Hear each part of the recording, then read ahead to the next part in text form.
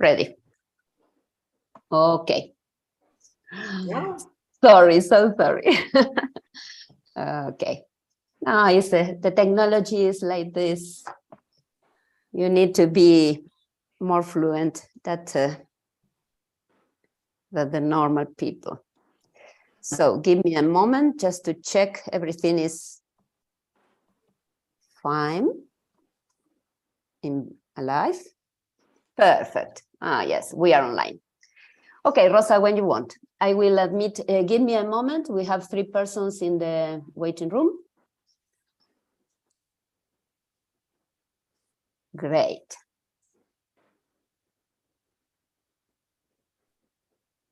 Good morning. Hola, Beatriz. Everybody. ¿Qué tal? Hola, Ángela, ¿qué tal? How are you? Fine. Nice to see you. Nice to see you. Good morning, everyone. Buenos días, buenos días, buenos días. ¿Qué tal, José Ángel? ¿Cómo andas? No te veo, no sé dónde estás, pero te escucho. Aquí está, ahora sí te veo, ahora sí te oigo, ahora sí te abrazo, ¿verdad? A pesar de que la geografía se interponga. Sí. Pero la dominaremos y haremos que nos obedezca. Please indicate in the chat your country. Edit your name and indicate your country, just to have the full list of involved people in this meeting.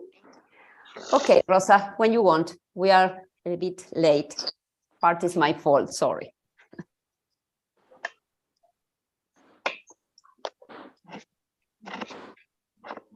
Rosa was out. I don't know why.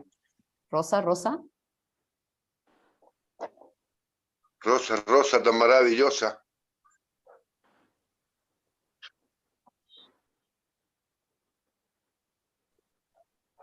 I think Rosa mute herself, Rosa.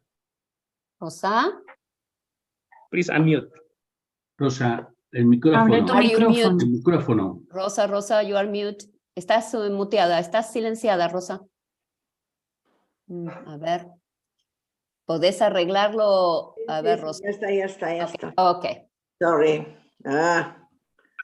I need to share now the PowerPoint. Wait a minute, Rosa. Okay. Sorry. Ready. Go out. Okay.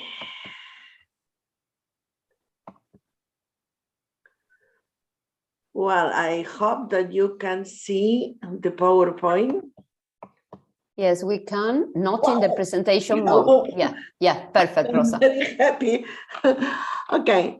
Well, at first I want to say thank you very much to participate in this meeting. Welcome to the third Bridges Between Cultures.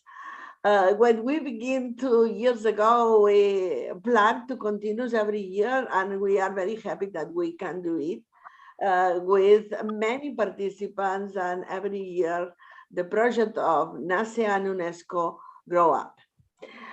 In this first introduction, I would like to mention the aspects of astrobiology in NASE program. As you know, we have 5 different kind of courses, and the course of astrobiology begins in 2018. And at the beginning, we have 4 workshops. One workshop was the big case of the young astronomers, and this was not very astrobiology topic, but we put because we thought was interesting that the people knows that there are exoplanets in all the parts of the planisphere. But finally, this year, we decided to create a new workshop that we prepare slowly for many years ago, but in this case, we begin to work strongly with the group of astrobiology of Muriel Magot de France. And we believe that it is important, this connection with professionals in this area. Then we decided to create a new workshop, the workshop 11, that you know is a new. because we have only 10 workshops just now. And it's not really in the website, but it will be in the website in short, okay? Well, I would like to mention that we modify the workshop, especially the more beautiful aspect of the workshop, the website. And in this new website, you can find all the information that you have before. The structure is similar, them I think you can work without problems. And you can discover that in the here in the right, when you put English, you can find your language. In this moment, we have more than 25 different languages. And I want to say here, thank you to everybody, because as you know, we need your help in order to translate them. I think this is very important because we insist that it is necessary to teach in the language of the country and or the area where we are working with the teachers. It doesn't matter if it is official language or not in this place. Well, you can see in the course materials that you have, of course, all the PowerPoints, and we will introduce the new one workshop in a short time. But I would like to insist that you revise the previous workshops that you know, because every January we introduce the changes in our materials. In some cases, we introduce maybe one model more, one detail more, one concept more, or in some cases only try to clarify one slide that we believe that because some comments that we receive are not so good or so accurate, and when we modify, okay? And also we are introducing more and more videos. Today I received from Ricardo. Ricardo is the how do you say, the leader of the videos, because he correct, modify and create more videos. And this morning sent to me 20 new ones. I didn't have time to put there, but I recommended that you try to observe during the next week the new videos that we have, and also the workshops that we modified. We will put also next week new versions of workshop 7, 10, and 11. And in this moment, you have a new version of the workshop 2. Then I would like to recommend them, especially that always before to teach a new one course in NASE, revise the website and revise the materials that you have from previous editions of NASE courses. Well, in the workshop 11, we introduce more activities on astrobiology. Really, we mix in some way workshop 10 that was before workshop 10 with the workshop 11. Then I recommended that you revise both of them. And in particular, we introduce a calendar, a cosmic calendar that it was introduced many years ago, that it is very interesting to compare the year with the universe and to recognize what is the part where appears the life. It is very, very small. But we introduce also with a line. And in this case, it is possible to put more activities connected with all of this. Then I think it is a good idea that you try to discover all this new information, because of course we will continue with courses of astrobiology that in this moment is one of the topics news that we have, of course. And there are many countries interested in this new area of NASE. Then thank you very much for your help, for your cooperation. Of course, it is a good idea, especially for the leaders in each one country that they promote the courses. And when they organize the courses, if you have any comments about the topics that we introduce, the new topics or all ones, please contact with me, for instance, or with Beatriz, because we use all this information. NASE is not sleeping, continuously change, and we can do it because all of you help us. And this connection is absolutely essential. Then all this information will be in the newsletter also, but please contact with the people in your countries and promote especially the project of UNESCO of this year, because it's a project related to astrobiology. I don't talk about this because it will be Ricardo Moreno, the person that who explained this project, and also Margarita Metaxa will insist again, okay? Then it is only, I want to say that it is a project in order that our students looking for micrometeorites. It is very exciting for students when they have in their hands one small piece of extraterrestrial material. This arrive from other planets or comets or other parts of the solar system, and is a simple, easy, and cheap way to get this kind of materials. Okay, then I would like to finish with this and to give the opportunity to Beatriz that begin to work, and we try to continue with a good time in this 3-hour session.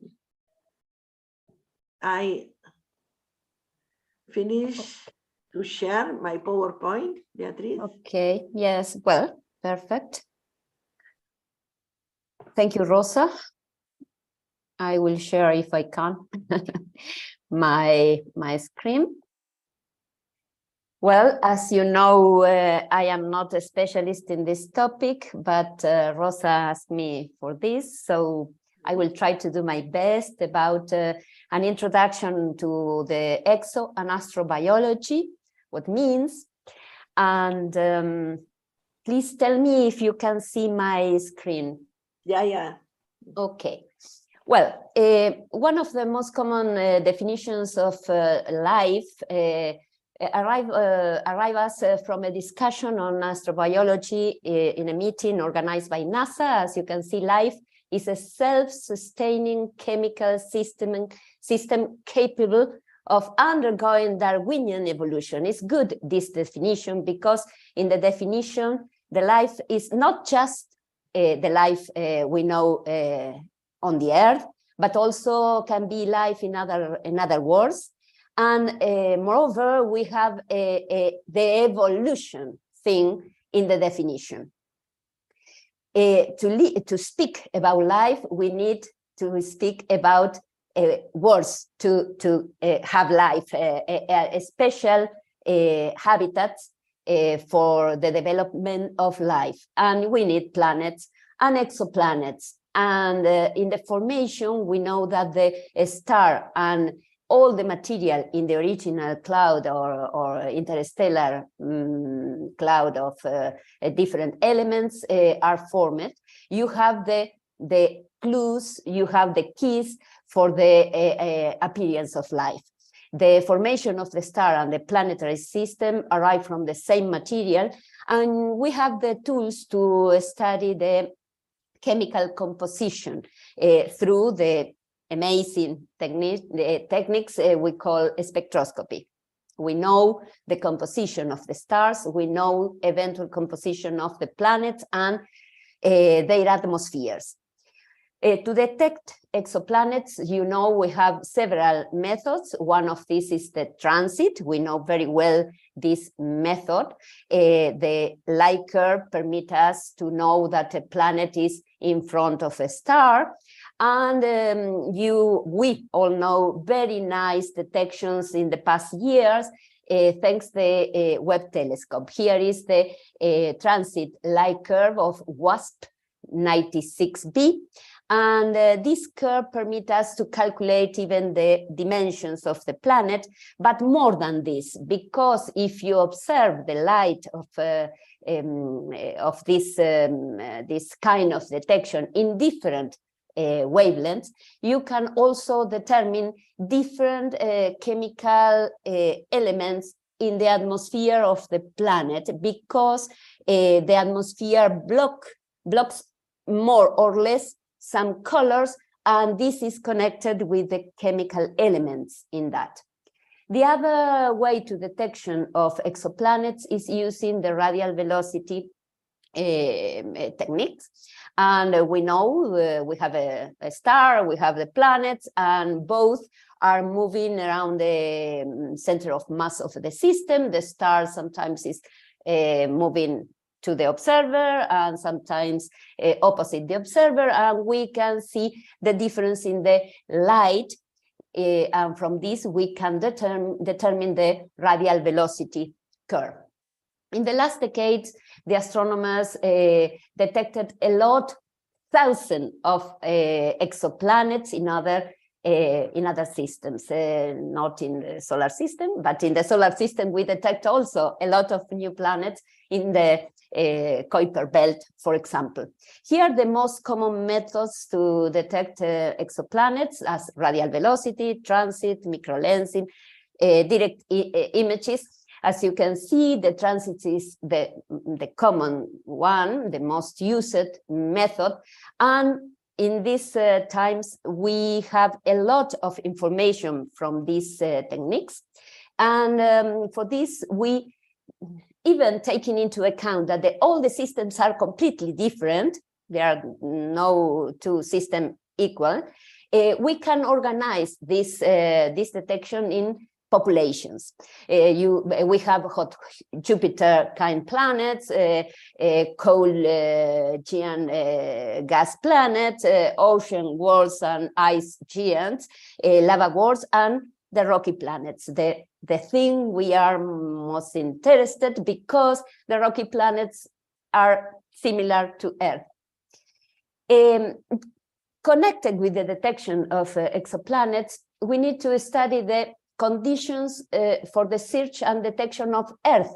This is very difficult, but we must start for any step, and the step is trying to determine if the planet is in the habitable zone. It means the distance to the star for which the flux of the radiation on the surface of the planet permit the presence of liquid water.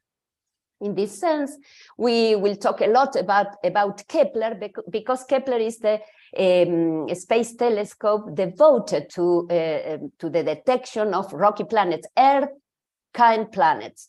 Well, as you can see here, it seems that a high fraction of stars have Earth-like planets, rocky planets, with a temperature on the surface that allow the presence of liquid water, always that you have water on the planet, of course. In red arrows, you can see the position connected with the habitable zone of Venus, Earth, and Mars. And as you can see, there are more Earth-like planets in the habitable zone. Which are the conditions to search Earth-type exoplanets in the habitable zone? We cannot put all on the same bag. We need to try to discriminate and try to be sure about how to determine that the planet can, there exists the possibility on the planet to have life eventually. Well, the four conditions are Kepler conditions is the mass of the planet. We need a planet capable to retain the atmosphere. We need a pressure, an atmospheric pressure, because the liquid water is not in any condition. We need a radio of the planet less than 2 Earth radius, and the mass of the host star, the host star, because we need time for life, for development of life. The increasing of the sensibility of the instruments to observe these exoplanets permit us to organize the small bodies into groups. The planets similar to Earth arrive from two sizes, the Earth and super Earth planets. You see, there is a distribution, but we have the possibility to organize this group in very specific sizes. And for this, we have several candidates, Earth-like planets, and at the distance, the right distance to be in the habitable zone. This is an example, is our solar system at the bottom, and on the top is Kepler 186. Well, you see, is a Earth-like planet in the habitable zone. The other important, very important things that we have the capability in these times to study the atmosphere of the planets, even that the atmosphere is a bit extensive, because if the atmosphere is very near to the planet, we cannot analyze the transmission spectrum. And through the transmission spectrum, we can determine the chemical composition of the atmosphere. In this sense, in this image, you can see that we are detecting the material for life, water, of course, but also more chemical elements imprescindible for life. Probably you remember this image. It was one of the images published by the Webb Consortium, the Webb Telescope Consortium last year, in July last year, when we see WASP-96b with all the signatures of water in the infrared light. Like this planet, there are a lot more.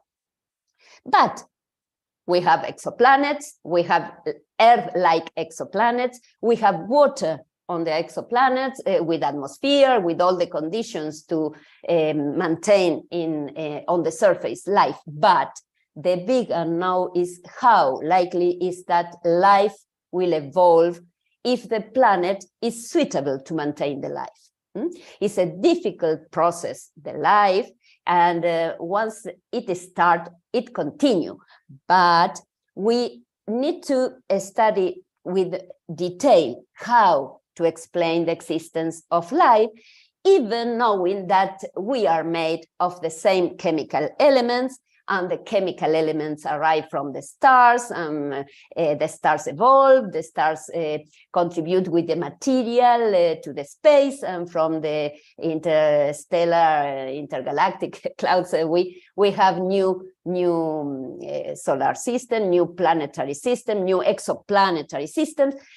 Everything is made of the same material, but how these materials are organized to produce life. The origin of the terrestrial life must to answer some questions. There are three big enigmas around the life on Earth: where, when, how the biogenesis begins. About where, well, in the last decades, the biologists arrived to a consensus, an agreement, and it seems to be that the oldest traces of life are in the Western Australia. Life, complex life, is in Western Australia, in Pilbara Hills. They are dated about 3.5 billion years ago.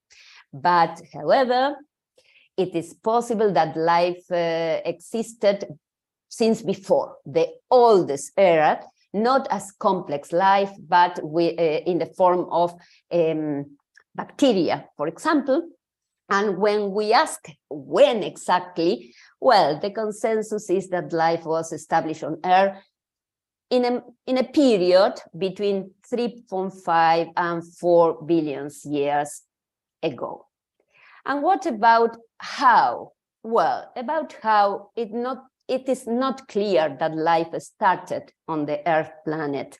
In fact, it is possible that the life arrived from outside, and this was produced because the exchange of rocks along thousands, millions of years, thanks the impact of comets, asteroids, meteorites. It is a way in which protected from the external space condition, very, very aggressive, microbes could survive trapped into these rocks. And the exploration of the extreme environments give us some, we are enthusiastic about the possibilities to have life in different habitats. And it's in the past years, the ecology of extreme environments has grown in a big way, amazing way, because the extreme habitats permit us, has a potential to use the extremophiles in biotechnological processes as bioremediation or biomining, but also is very important to search the limits of life, which are the extreme habitats for the presence of life. And the exploration of these extreme environments connected with the search of limits of life has on Earth very important examples like Rio Tinto in Spain, an acid environment where you have a big amount of different kind of life, Altiplano here in South America, in Chile, Argentina, salt flats with evidence, with the presence of different kind of life. Vostok, a lake in Antarctica under the ice, where the researchers are trying to determine if there is life, because Vostok is an example, a similar example than in Europe, the moon in Jupiter. Rio Tinto is an acid environment like, for example, Venus, and the salt flats in Altiplano are similar to Mars. And also, we have several studies in the periglacial regions, because in the frozen ground, there is life.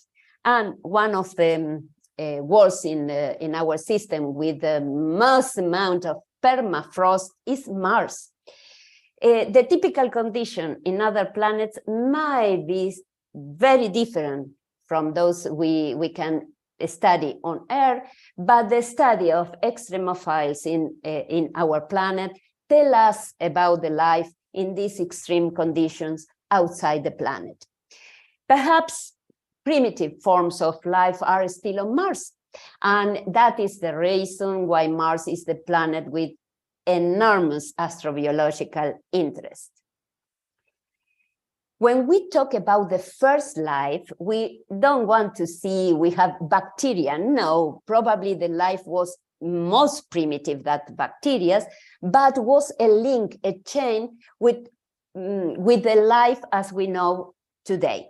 The primitive organisms may still exist or not on Earth, but we have not found for the moment on Earth this primitive life.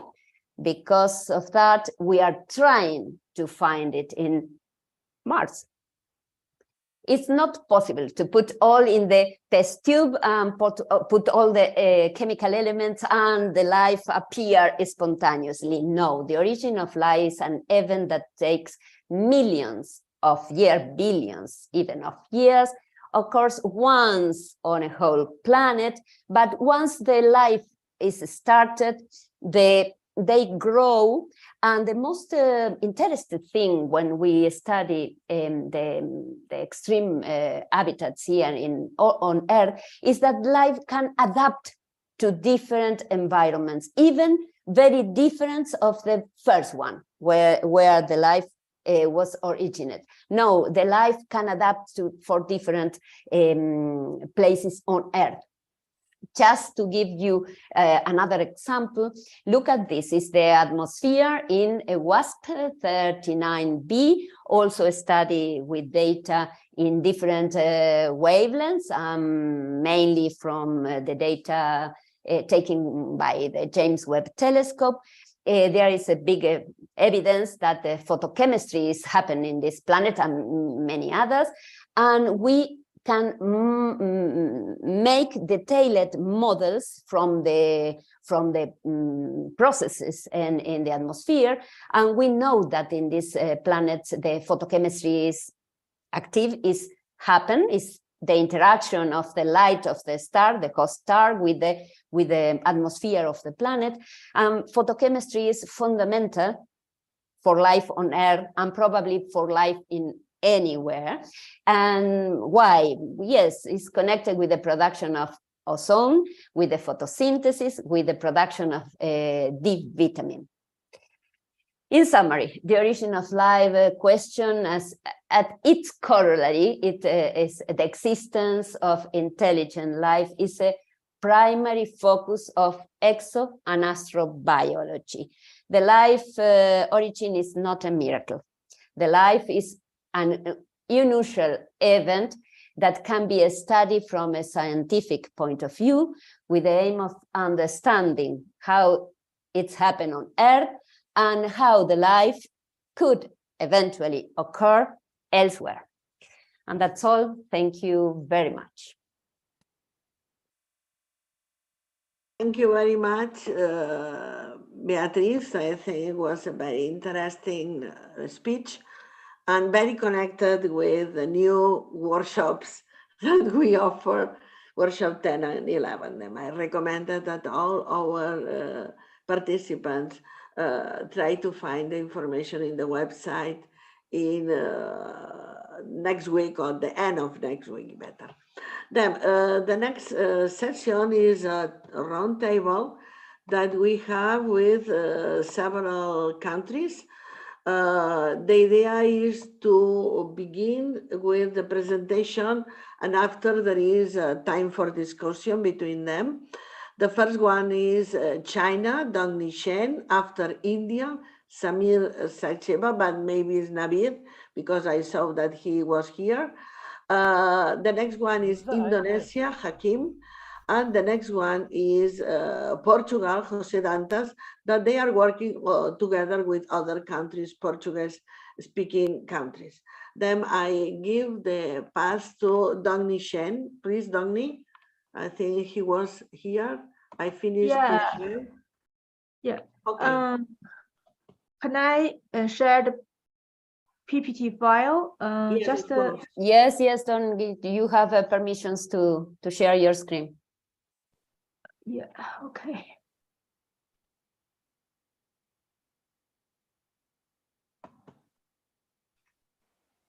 Great. Can you? Yeah. Yeah. Okay. Good evening. It's our night in China, and this is Dongni from Beijing Planetarium. It's a great honor to share our NASE experiences in China for the past years. Although I'm on the round table of astrobiology, but I would like to take about 2 minutes to review our NASE and let you see how NASE looks in China. Yeah, this was the beginning. I hope Beatrice and Rosa, you remember the hot summer in Beijing. Yeah, it's more than 10 years ago. Yeah, when the IOGA was held in Beijing in 2012. Yes, it's the first time we know NASE. Thank you so much. And the Chinese teachers and staff at Beijing Planetarium began to know that teaching astronomy could be so amazing. And from then, my colleagues and I keep in touch with NASE group all the time. Just a few examples. It's 2017 in Ningxia, lies Midwest of China. We had a one-day training, especially for the local teachers. Also, 2017, in Guizhou, province, southwest China. That's my best group. And the background is the 500 meter radio telescope fast lights. Yeah, and here in 2018 in Guangdong province, that's the southeast of China, all the training teachers took the photos just at the statue of the Tropic of Cancer. And we selected a different region to hold NASE training each year, and we hope the teachers enjoy the course and also the different regions. And here in 2019 in Shaanxi province, that's west of China, where the capital is Xi'an, the city Xi'an, and all the teachers just found to get the certification. And also 2019 in Macau, South China, I was invited to give a special training to all the best teachers around China who just won the prize of scientific innovation that year. And this lady was very excited to promote the performance of her group, and the teachers really enjoyed astronomy learning with great fun. I'd like to mention the amazing workshop held in Beijing, also 2019. The lady is from Iran, and who is a professor teaching astrophysics in her university. But when he presented their model, yeah, that is the same as ours, I brought it to her. It's not NASE, but very similar. And for Chinese teachers in primary and middle schools who teach astronomy, one of the biggest difficulties is there is not enough easy get Chinese material. And thank you to all of you that gave me the permission to translate the NASE course into Chinese. This is the Chinese book. The cover is like this, and the title is just 40 Steps Through the Universe. And which also translated all the material, the PPT, the PDF, and the Word files into Chinese all the way, just like this. And in 2017, yes, we was honored by NASE Group. Thank you. And just 4 days ago, yeah, on March 15, I was invited to give a keynote talk virtually together with another 3 teachers. The audience were teachers from all around China.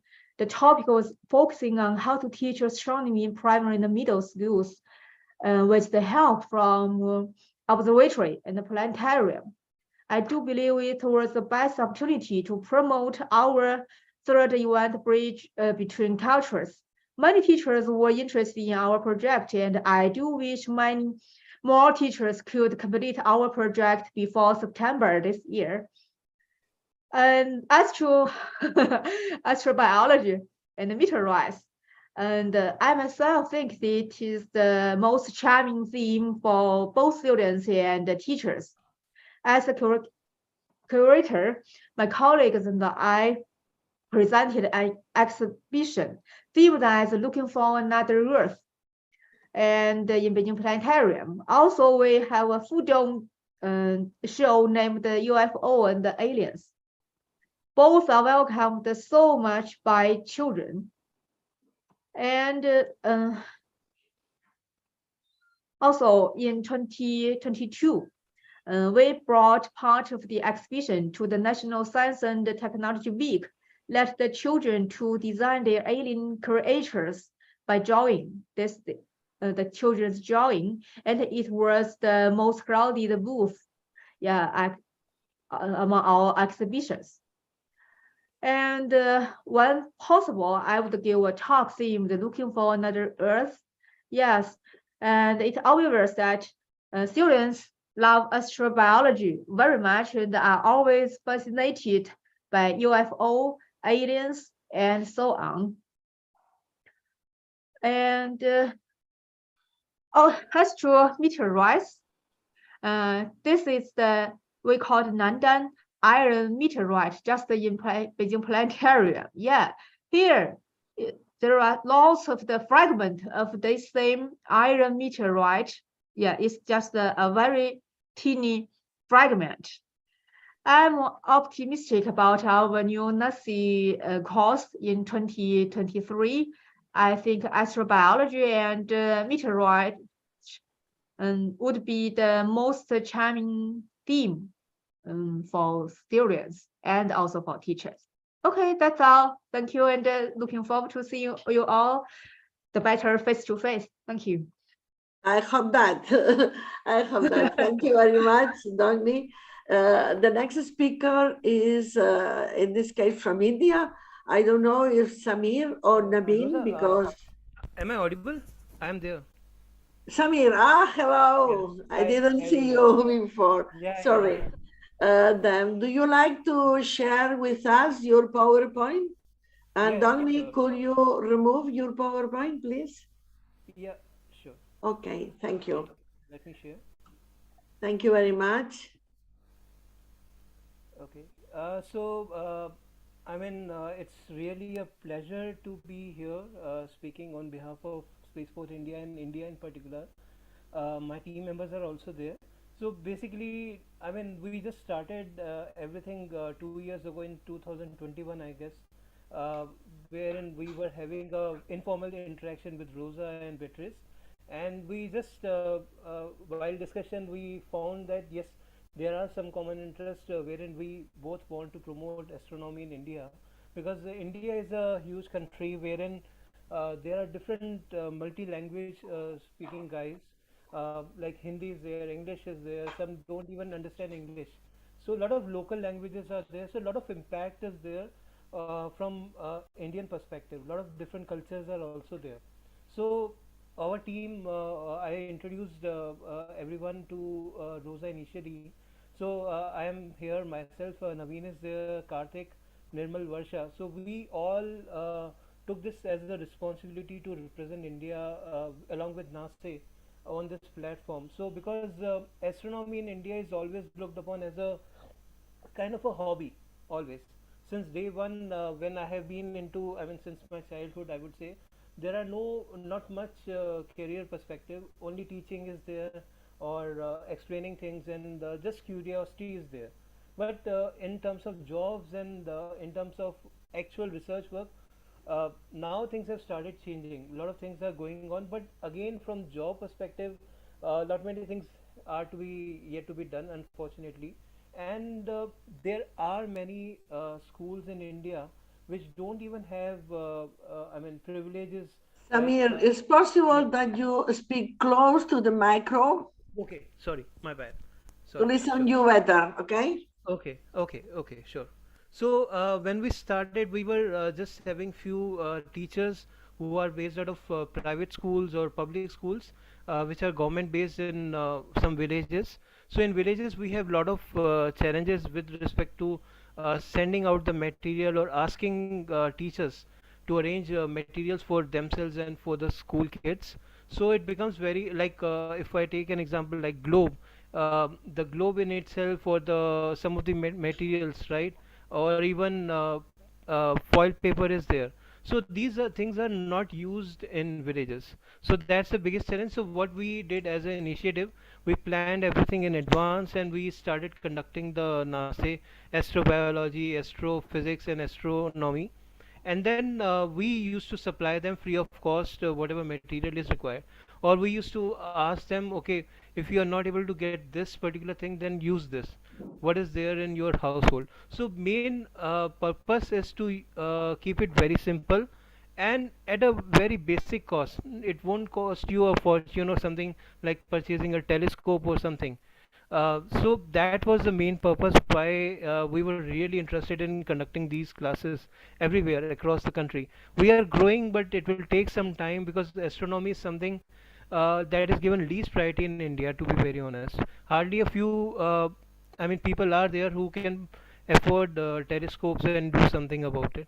So these are some of the materials which we have been collecting and providing, or packing them, or doing something. Some part of it, and whatever printouts have been given, even printouts also sometimes we have to actually send via package as a parcel to the various school kids and school teachers.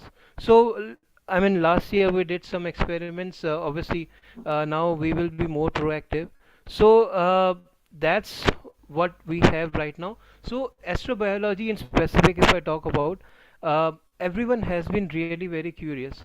Each and every session, even teachers want to know how the humans or even the animals originated on this planet. Why there is life only on this planet?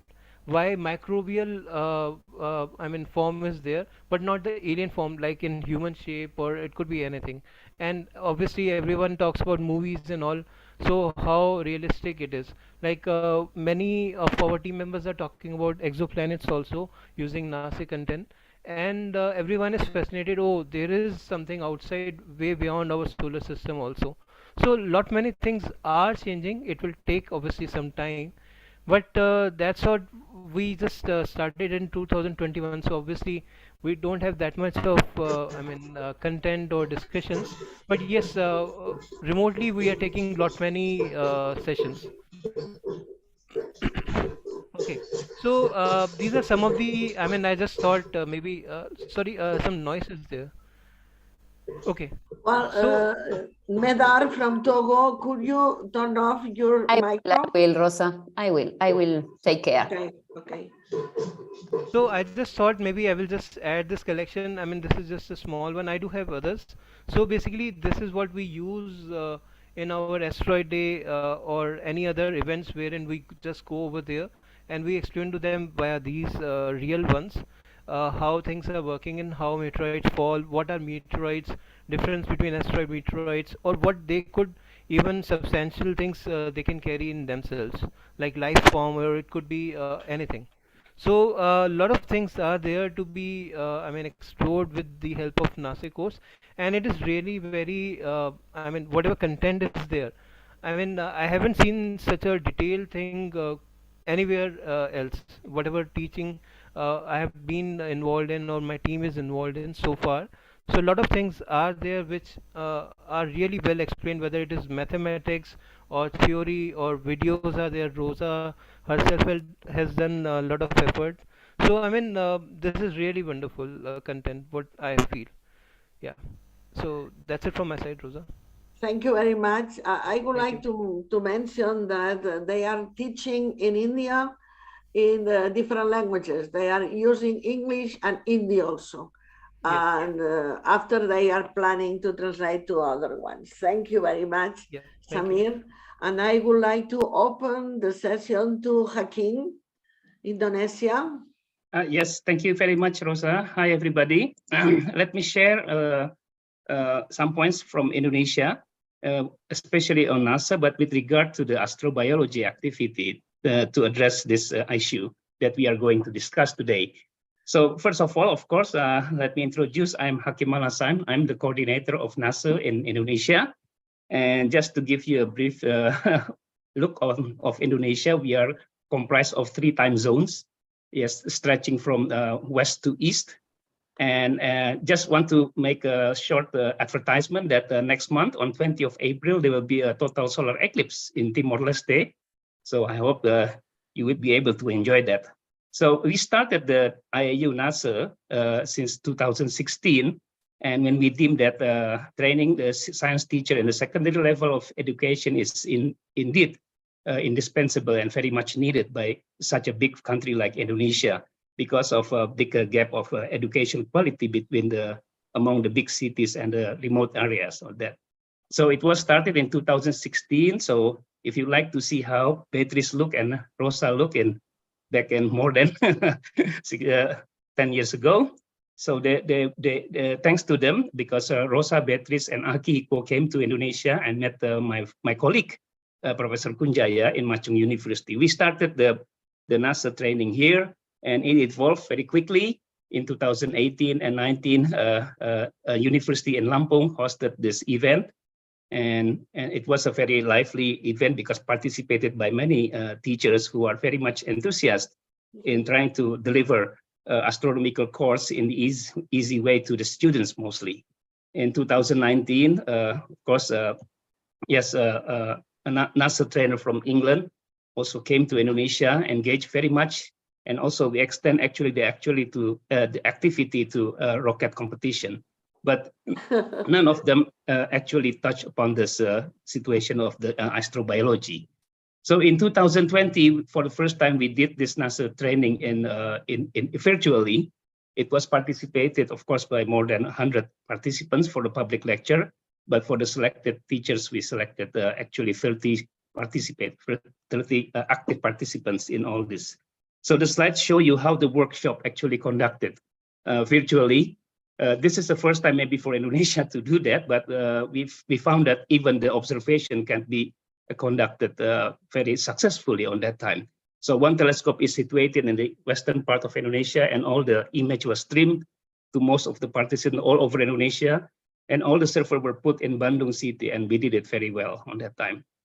So speaking about the instructor, this is the number of, this is the people who help us very much. Most of them are very young, young lecturer from mostly mathematics science faculty at that time. So then when we go to this astrobiology case, let me give you a bit introduction that none of this astrobiology touch upon the curriculum in the elementary and middle education, because most of astronomy parts in the curriculum address mostly on Earth, Moon, Sun system. I think because this is very much dictated by Indonesia, which is mostly Muslim, and we try to, of course, educate the young people at the very beginning on how to look at the crescent, how to actually start the praying time and something like that, that related to Muslim activities.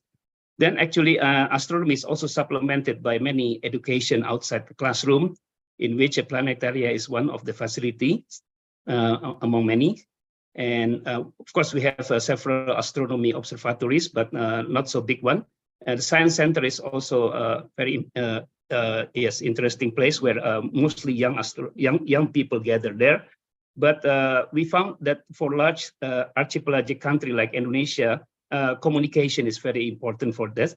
So that's why there are many online astronomy educators and communicators actively promoting astronomy, including astrology.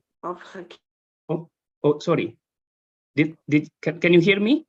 Yeah, Hello? we can. Yes, we can. Oh, yeah, thank you. So the only thing that exists in the higher education is a course, which is 2 credits for a master student in ITB, and also for undergraduate students in ITERA, in the Institute Teknologi Sumatera.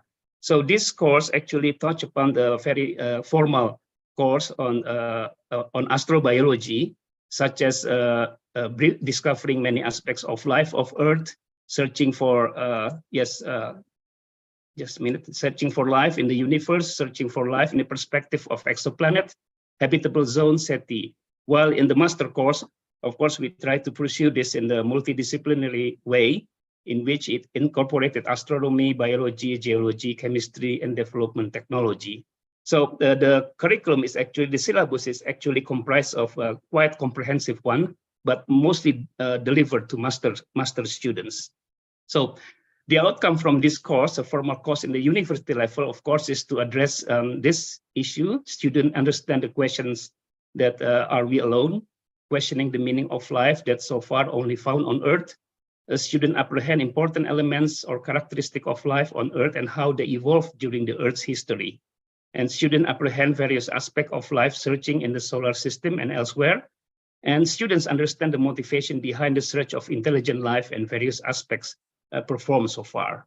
So the point is we try to actually disseminate this to the wider public, but of course the means is very important, and I think NASA may play a very important role in helping us for that.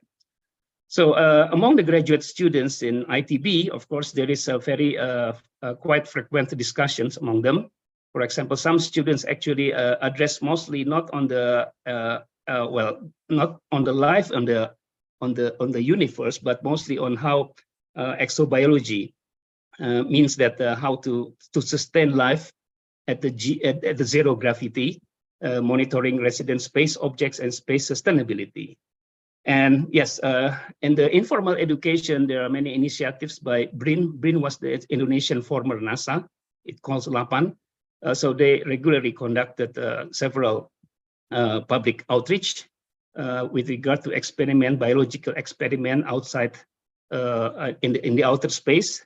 And there is also many talks, of course, initiated by langitselatan.com, which is a very prominent science communicators in Indonesia. So, of course, they work together with us to spread, of course, the knowledge about the astrobiology. And there is also a teaser video, for example, here showing you that this is an appealing one, actually, because we try to attract as much as possible young people to, of course, discuss the issue or address the issue about life beyond the Earth. And this is conducted in, I think, once a month through, of course, the social media. And of course, it's very much interested by the young people here. So at the end, I would like to, of course, show you how high school students' participation in KIBO. KIBO is actually a Japanese experimental module that is, of course, set up in the International Space Station. And they, of course, call for any research program that can be conducted by high school students.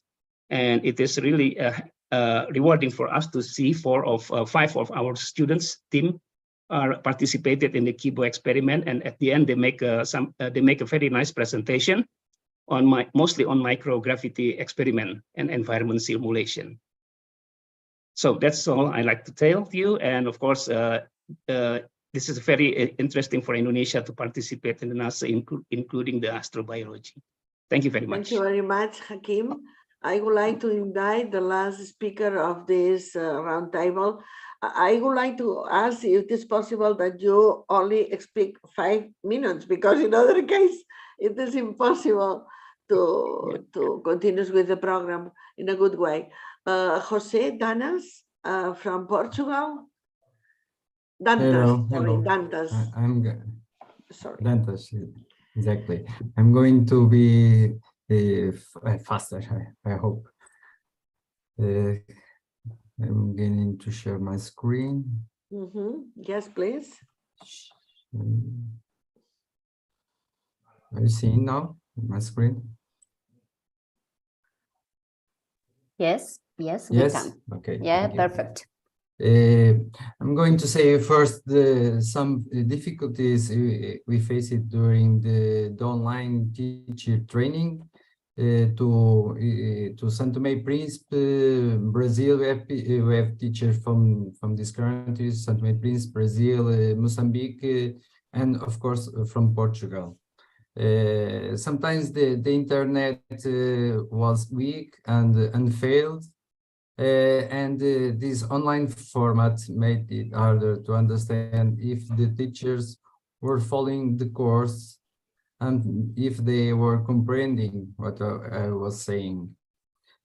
Sometimes the camera were not on, which made it hard to understand how many teachers were actually attending the course. Sometimes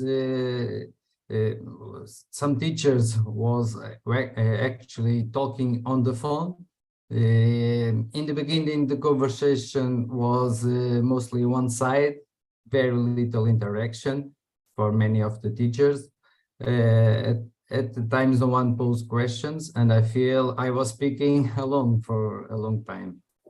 At some point, I posed some questions to force interaction, and it became better. Even though the language was the same, Portuguese, there was a bit of a barrier of communication due to different accents that were hard for me to understand. The time difference was also an issue, which was more severe. In the case of Timor-Leste, we started at 9 a.m. in Portugal, which was 6 p.m. in Timor. The plan is for Mozambique had to be appropriate for South Hemisphere, and the ones for Timor has to be for equator, near equator. Sometimes the condition of living of some teachers in this country was not the best, and that's why the internet was also not the best. And could we see through the camera during the course? but the teachers in general was very happy and grateful to have this opportunity to interact with people with other countries and to learn some scientific knowledge from astronomy. The feedback overall was very good from all the teachers. After some time during the courses, the teachers would open up more, be more easy to pose questions, and then interact with me. They got to have the opportunity to discuss certain topics.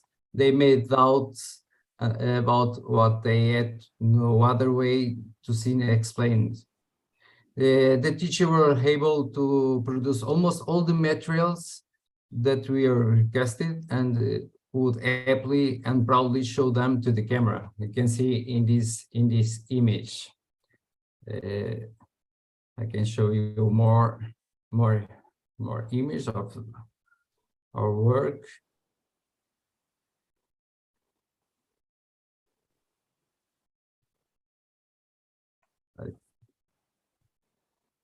And you can see they are happy. They like it. They like it very much, and show everything they produce. This is from Mozambique, and most of them are from Timor and São Tomé e Príncipe. Here you see the smile of them. I think they like it very much at the end. I finished my presentation. Thank you very much. Thank you to control very well your time, because in other case it is I was difficult. very fast. We are late, and then I am sorry, but I cannot give time for discussion. Then I will pass to Ricardo Moreno, to my colleague from Spain. Ricardo is member of NASE, well, is one of the main important people in NASE. He is the secretary. This is a very important in my country. I don't know in yours, but that means that he controls many things, and I am sure that he controls very well the time. Then I would like to introduce him because he will talk about the new project of NASE this year, okay? The UNESCO project looking for meteorites. Then also he will pass one short video at the end of his speech, okay? Then when you want to share with us your PowerPoint, Okay. Ricardo? Sí, okay.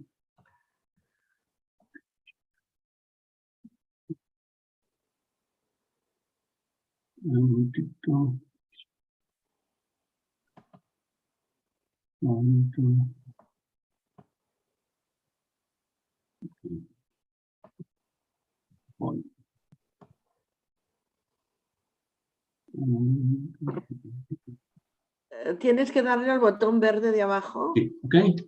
Okay. Yes, excellent. Thank you. Okay. Good. I am Ricardo Moreno from Colegio Retamar de Madrid, Spain, and NASE, of course. I'm going to talk about the look for meteorites. As you know, every day 5 tons of outer space dust falls on Earth. It consists of small rocks, mostly made up of fine grains, which, when entering the atmosphere at high speeds, 30,000 kilometers per hour, approx, melt by friction, and some can be seen as shooting stars. These rocks or grains originate from the very matter that gave rise to our solar system. Therefore, they are around 4,500 million years old. This fine material falls on Earth everywhere, including housetops and roads. Rainwater washes it away, so a good place to look for it is in road ditches and roof gutters. Its rounded and grooved shape reveals its passage through the atmosphere. Here.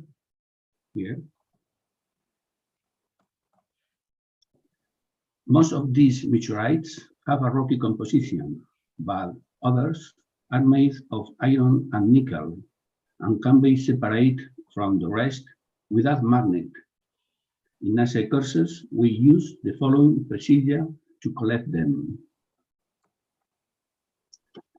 Firstly, with a brush, some sand is collected from a ditch or a gutter.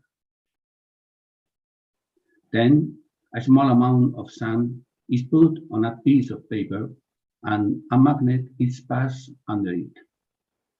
As we do so, we observe that some particles move, attracted by the magnetic field.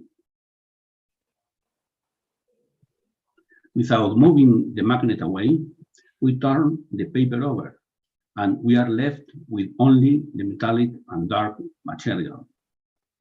It's important to always keep the piece of paper between the potential micrometeorites and the magnet.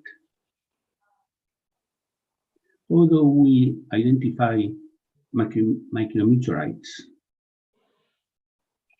we can inspect the material with a camera on a mobile phone using maximum zoom.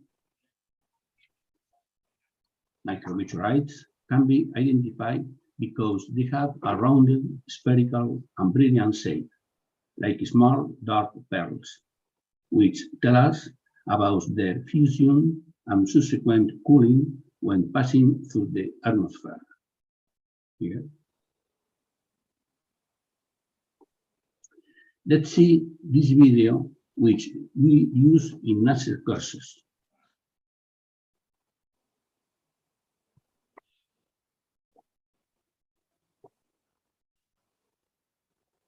We collect material from street gutters and ditches with a brush.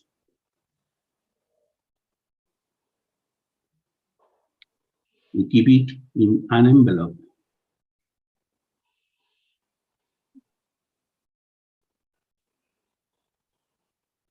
We collect more material near trains.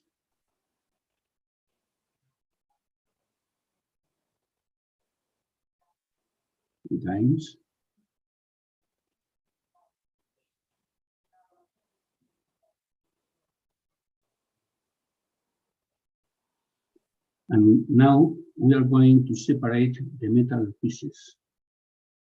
We first spread out a small amount of sand.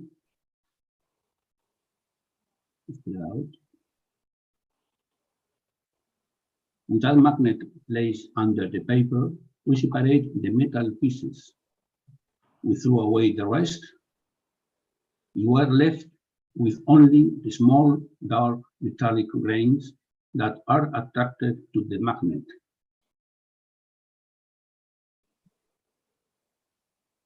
Another one.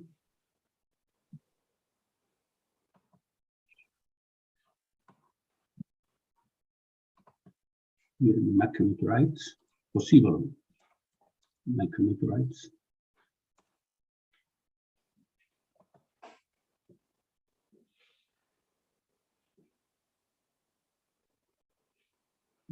The metal piece moves.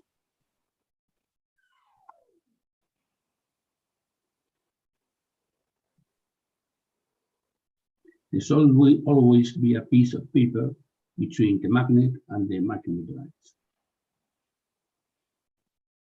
Here.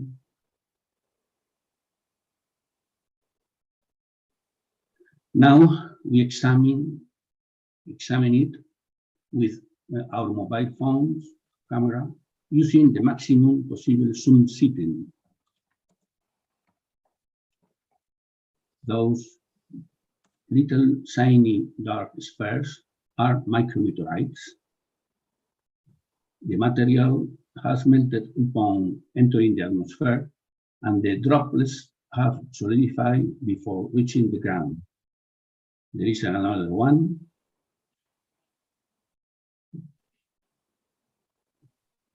They look like shiny and dark pearls. And then we have another one. Here. Ricardo, you only use your camera in the mobile. Yes, The yes, optics, yes. only the camera. Only, my camera, only. Yeah. The formation of these spheres, as they pass through the atmosphere, can be simulated by heating chocolate milkshake and orange juice and adding the thickener such as agar. It can also be made with the gelatin obtained by cooking several chicken legs. Here. Using a syringe, liquid drops from the result of these processes can be dropped into a tall glass with very cold oil. It must be previously put in the freezer for at least 30 minutes.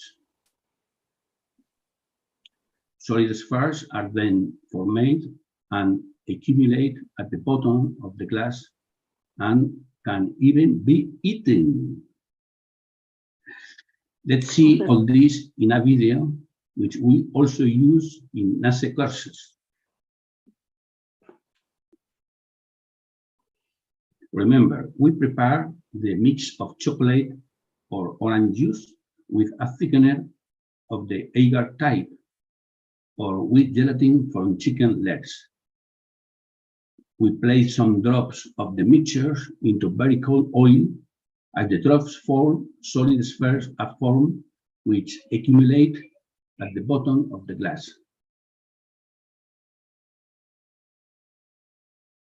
It's a simple way to explain why is the reason that meteorites, that micrometeorites that we catch are spherical.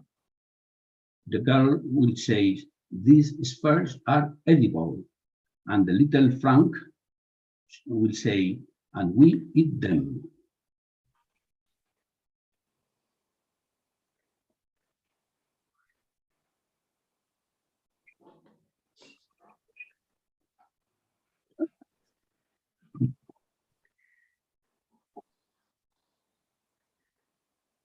These are the spheres obtained with chocolate and orange, and this is a real micrometeorite. Okay. Thank you, Ricardo. Thank you very much. Okay. You can see that it is a serious project, but very funny if you want, of course. Well, thank you for your presentation, Ricardo. And the next speaker now is the group of micrometeorites. I have here the list of countries that will participate. There are many of them. And I will insist that please only 5 minutes, okay?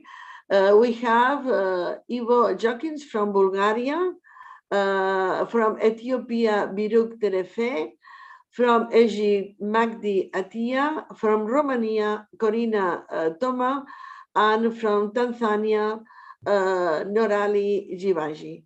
Then the first speaker is Ivo Jokins. Ivo, are you ready? Yeah, are you hearing me? Thank you. Yes. Thank you, Rosa. Let me share. Please share your PowerPoint with us. Yeah, and let me share my presentation. Okay. Can you see? Yeah. Okay. So let's introduce myself. My name is Ivo Jokin. I am Director of Municipal Center for Extracurricular Activities and Physics and Astronomy and Chemistry, Biology teacher in this municipal center to inspire students through the study of meteorites and micrometeorites. Here is my working place, exactly in River Danube, municipality of Dolna Mitropolia, Bulgaria. Here is my municipal center. We have an Astro Club, a painting club. We organizing a different science camp, special science camp. We have accommodation and great activities with students. we organizing in this February 2023 NASE online course astrobiology with great interest, with more than 100 teachers from Bulgaria, with lecture Rosa and Corina Lavina Toma and Paula His and Ederlina Vinuales.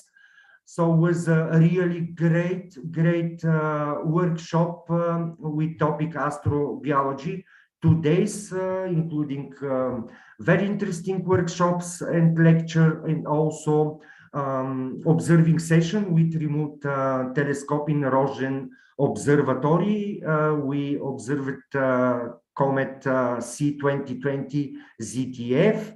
So thank you, Rosa, again for this opportunity for Bulgarian teachers. Let's introduce which meteorites fall in Bulgaria. In Bulgarian territory from the 18th century until now, 6 sure falls of meteorites are known by written evidence or a concrete object in museum collection. Most of them are stored in the meteorite collection in the Museum of Mineralogy, Petrology and Minerals of the Facility of Geology and Geography of the Sofia University.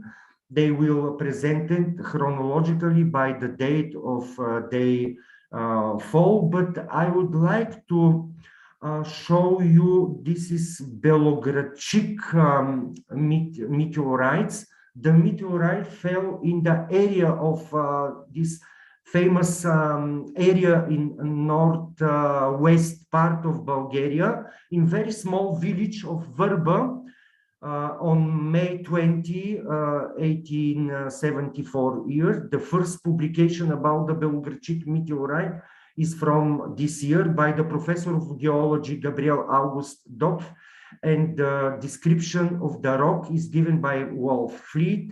He writes that the meteorite fell in a strong stream, driving into the ground at a depth of 1 meter. He is Ivo, I have a question for you. We are looking all the time the same first slide. This is correct, or do you like to pass? Yeah, this is evidence. This is from authors, and Ivo, it seems that you are not presenting the PowerPoint. We are just on the screen. Yes, stop. Only the first again. one slide. Yeah. Okay. Here, maybe, here is visible like this. Yes, it's, I think it's the third one and the fourth. Yes, okay, Ivo, it's okay. Maybe this will be, okay. Here is a map of Bulgaria, where fell this first, it's the biggest meteorite in Bulgaria. Okay, I explain. And first publication about the Belogradchik meteorite, the first publication is from Gabriel August Dobry. In this journal, this announcement was immediately references in the 10 and how famous Nature, August 13, and Chemical News, September 1874 year. The Verba meteorites belongs to the Sporadosideres group from the Oligosideres sections. It refers to the most common type, such as the Lucite meteorite, Sartre and department in Northwest France. Okay, 3 pieces of the Verba meteorites in London, you can see, and 1 piece in Budapest, now located. This is a meteorite which is stored in my municipal center for extracurricular activities. These meteorites give me my friend in north part of Africa. I think is Morocco, from Morocco. Okay, and students very happy to bring in your hand. So we use it different activities and approach. Here you can see micrometeorite straps, required materials, very simple, cardboard, just cup, twin or string, a small magnet, we put magnet in this paper cup. Another for traps, aluminum tray for baking sweets, and house a whole plastic wrap. And just before today, I finished science camp with students from municipality of Dolnu Mitropolia. Students really very happy to make these activities. They move around the schoolyard area with a magnet cup and then remove the magnet. And if there are iron particle, micrometeorites, they will fall into the white sheet of paper. Students observe with their phone camera to find micrometeorites. They are small, really sphere. Okay. Thank you very much for your attention. Thank you, Ivo.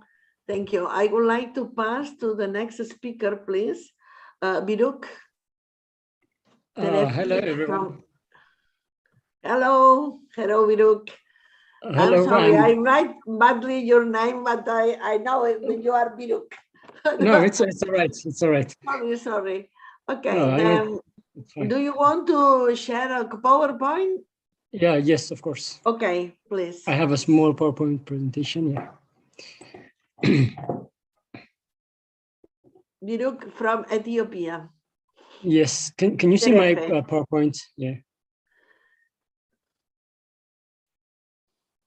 Yeah, so my name is Biruk Tarafa. I am from Ethiopia.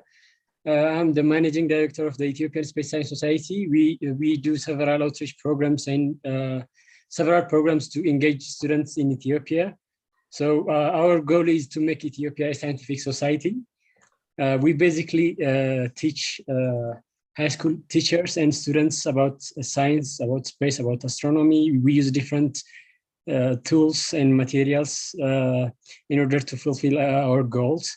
I would like to thank Rosa and everyone for inviting me here, because by using this experiment, we could teach so many teachers and so many students in different schools. So I would like to show a bit of what we have done in order to prepare for this presentation. So what we basically did is try to identify some micrometeorites, and we have a rooftop here.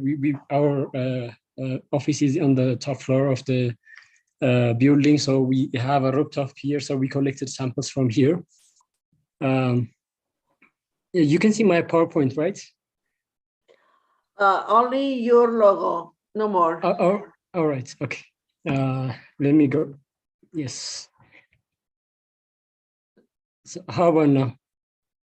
Now table of content, yes. All right, thank you. So collection, etc. Yeah, so we used the three steps that were recommended: the collection, the separation and identification, and the research work. So in order, so what we are seeing right here is the Ethiopian font of our motto: Ethiopia shall become a scientific society in the Ethiopian words. I was supposed to bring it upstairs. Anyhow, the first step we did was the collection part. So we collected the sample from the rooftop. Since it's rainy season in Ethiopia right now, we have a rain. So it's easier for us to collect micrometeorites from the gutters and the rooftops and everything. So the sample we collected has water in it. So the next step we went to was the separation step, the separation and identification step. So in this process, we dried out the sample by using we poured the sample in the water so that we can dry it out, and we let it dry for a few hours, and we have a dry sample here. So in order to identify the metals from the other particles, we used magnets as recommended in the paper. So here is after this, we went to the research work. So it was suggested that we can use our phones to identify the micrometeorites. We tried our phones, but we also added some lenses we have in the office so that we can have a better magnification. So we combined our lenses and our phones just to identify particles. So we're basically doing the research part, the search part right now to identify the spherical meteorites from the other metal particles. Now we have identified the metals, and now we are trying to identify the metals. So here is what we are doing right now. Here is what we are doing right now. So basically, this identification of micrometeorites it means a lot for us, because when we do outreach programs, we can teach the teachers in different schools to teach their students this technique so that everyone can identify micrometeorites easily. It was helpful. I would like to thank everyone for this chance. And also, I would like to let you all know some recent incident that occurred in Ethiopia regarding the meteorites. So the next picture I'm showing you right now is some meteorite incident we had a few months ago in the southern region of Ethiopia. Mm-hmm. So actually, it wasn't micrometeorites; it was just meteorites literally falling off on houses and burning of crops. So what we are doing right now, this presentation and this educational process, I would like to let you all know how much value it has, because this incident created a national attention, because people were literally connecting the incident with religious views, because they were literally seeing a fire coming from the sky. Not they can't identify meteorites because it's a rural area in Ethiopia. So what we did was we tried to engage the public through medias and mass medias and the social medias, and try to create awareness and let them know that these were just rocks from space falling down onto houses and crops, not some punishment from God or something.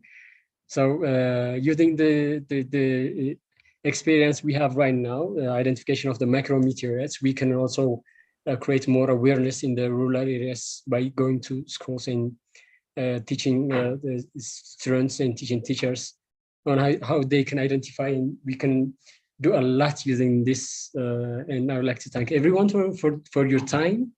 I'm not going to take much of time after this, and you can support ESS, support our endeavor.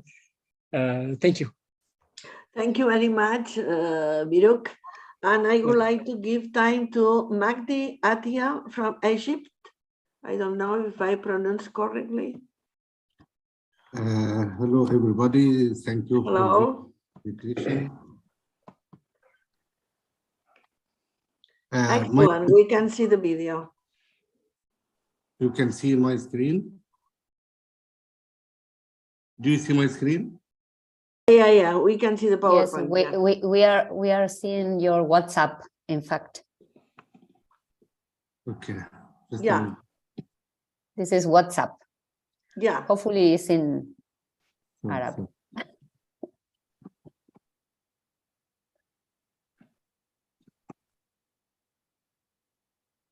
Yes. Okay.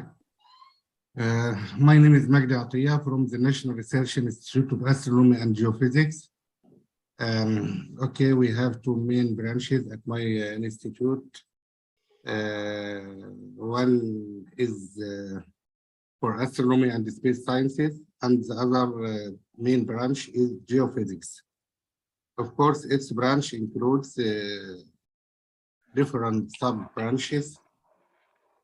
I am a geophysicist, so I am far away from your interest, but we have many researchers collaborate from astronomy with geophysics, and from geophysics collaborate with astronomy. And finally, we knew that the earthquake prediction is somehow related to some actions happen in the sky, like moonlight and magnetic storms and so on. Now I am the director of the regional center at the New Valley. It is a small representative for the main institute at Hilwan. The regional center for at the New Valley is here. This is the map of Egypt, and it is somewhere here. This is this. Actually, it is a big one. I'll try to activate it to make it active. This is the main building. We have a small garden and bathing rooms and some toilets. So if you decided to visit us, you will feel comfortable. Okay. What I'm doing here is, as usual, one of the main activities of the NARIAG Center is to identify the start and end of Islamic dating, Islamic months. So also to follow the sun ray incidents to the temples, like that. Okay. Yes, please. Yes, please. Come, please. Have a seat. Welcome. So this is one of our activities. It will be very short and maybe strange for you. So these are some sports come to my center to get training for how to use telescopes, what is the sky, what is the ground, what is the earth, and so on. Some educational and cultural presentations for them. Okay. Now for Hawaii, actually I knew about this meeting just yesterday, and it made my intendence to investigate for the meteorite farm at Sahara Desert. I show you some signatures at the desert, which we can simply, easily prospect using geophysical tools, like magnetometry, like GBR, like maybe gravimetry. So the changes happen during the collision of the sky bodies with the ground can be detected by geophysics. Of course, besides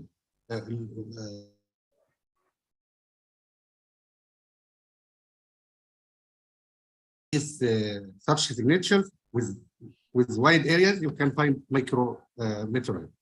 We did some experiments at Camel, and it has been published in Nature. I don't know if it is Nature or Science, but it is published in one of the biggest journals. So this is one of my intents to do at the center here, is to investigate the meteorite farm at the Sahara Desert.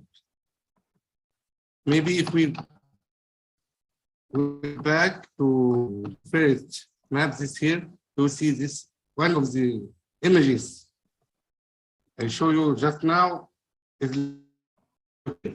and we know about many places of possible existence of meteorite.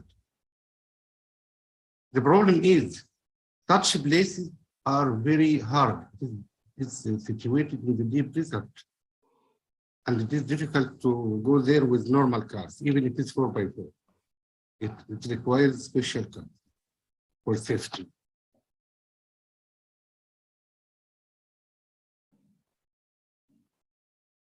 Second target is to construct a museum for the meteorite storms.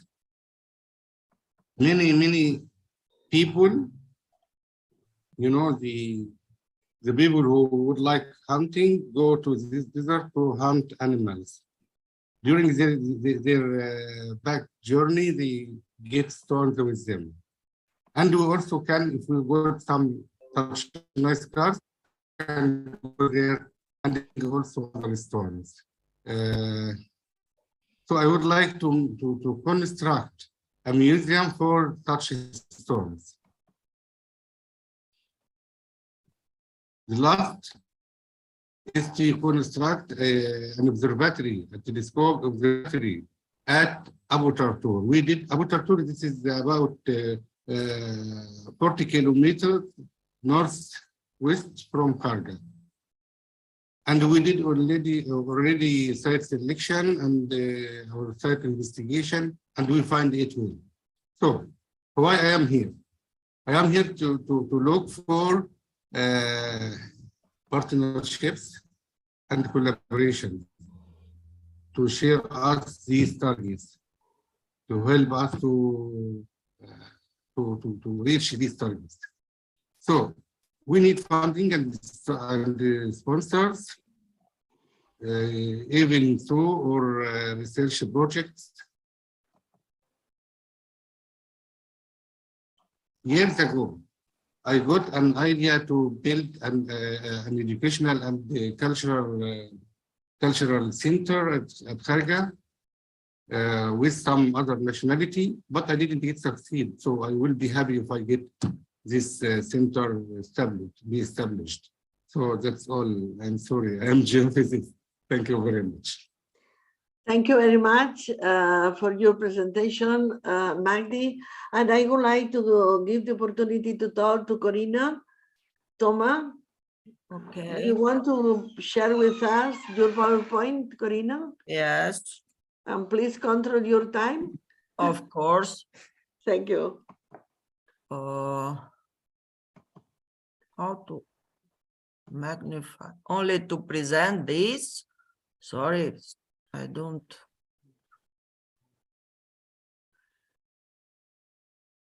Do you see the presentation? Yes, the PowerPoint. And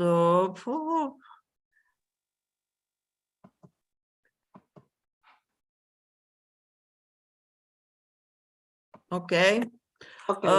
I don't know how to put full screen. This is.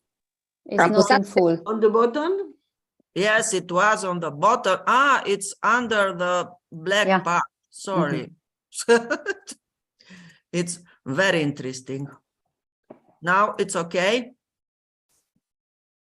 Wow. It's okay. Yeah, This? it's okay. Sorry. Excellent. Looking for these micrometeorites, it's meteorites. It's a very interesting subject for me.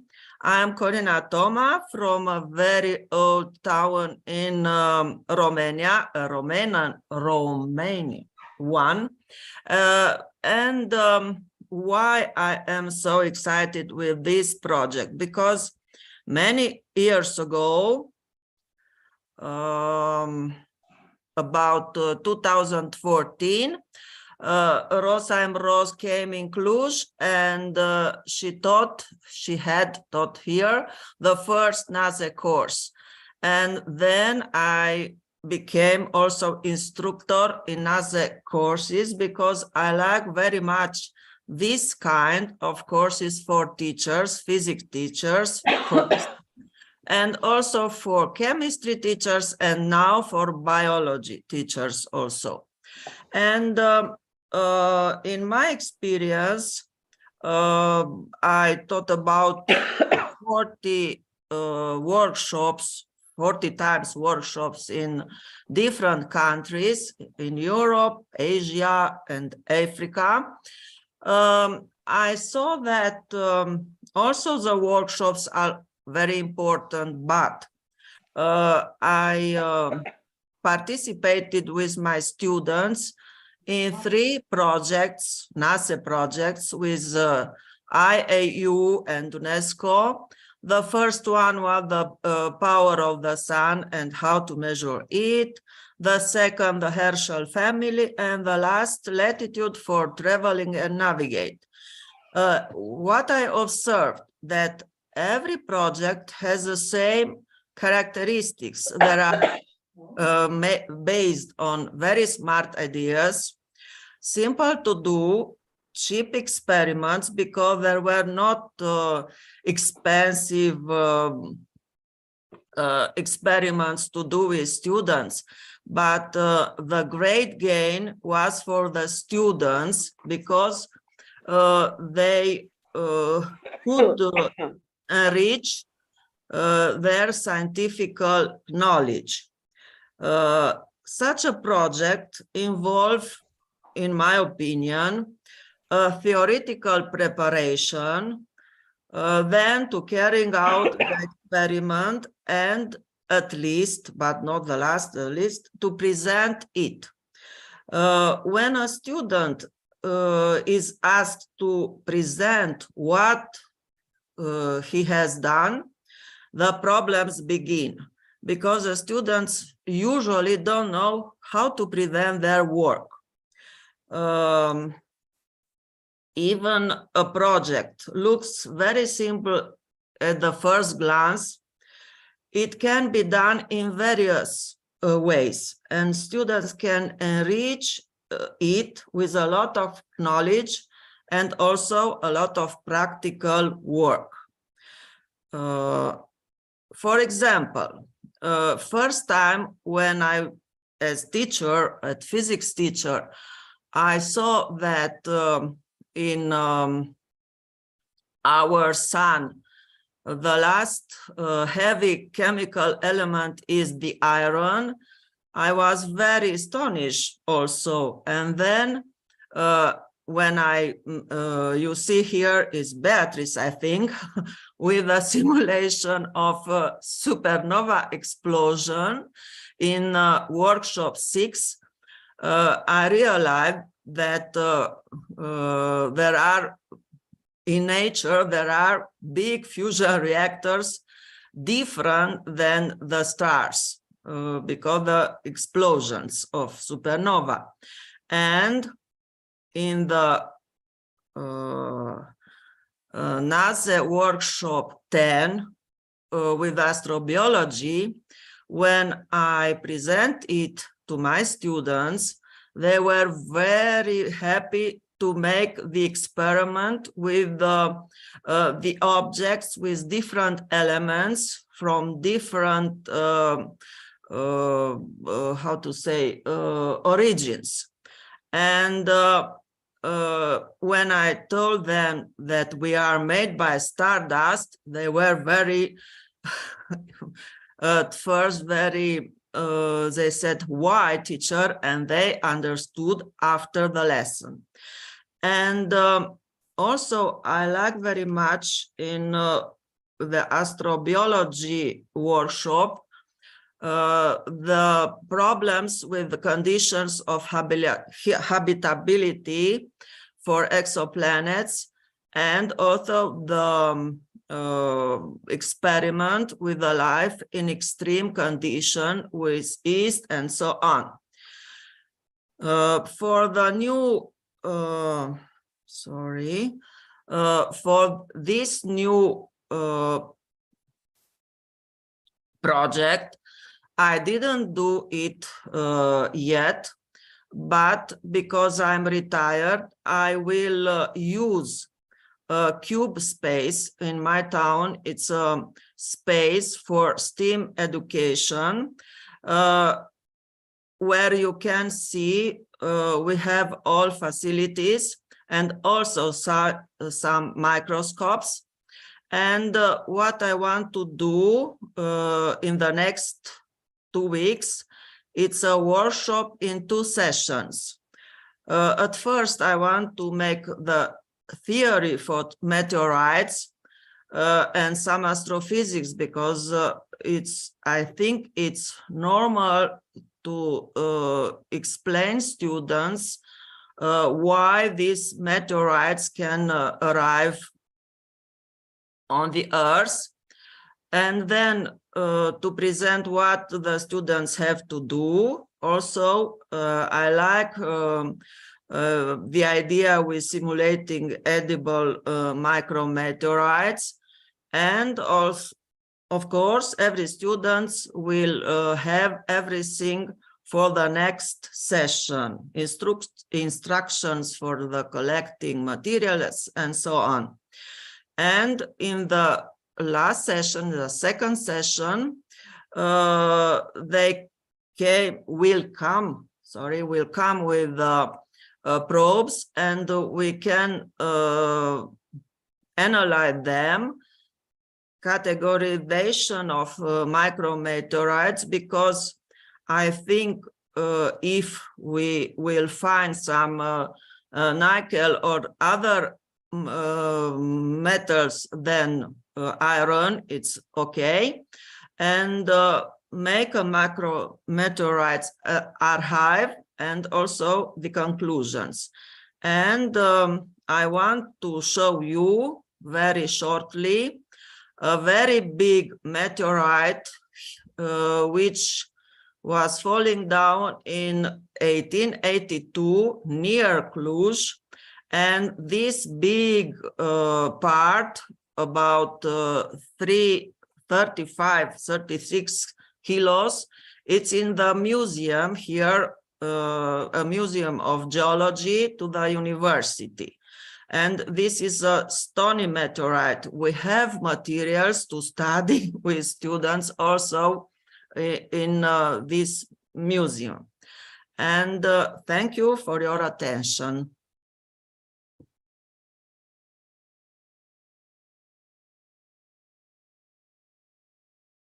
You are mute, Rosa. Thank you. Sorry. Thank you very much for your control of time, Corina. And I would like to offer the time to speak to Jivaji from Tanzania. Yes, Hi, I'm Jivaji. here. Hi. Do you want to Hello. share with us your PowerPoint? Okay, so I don't have a presentation. Okay. At the No moment, problem.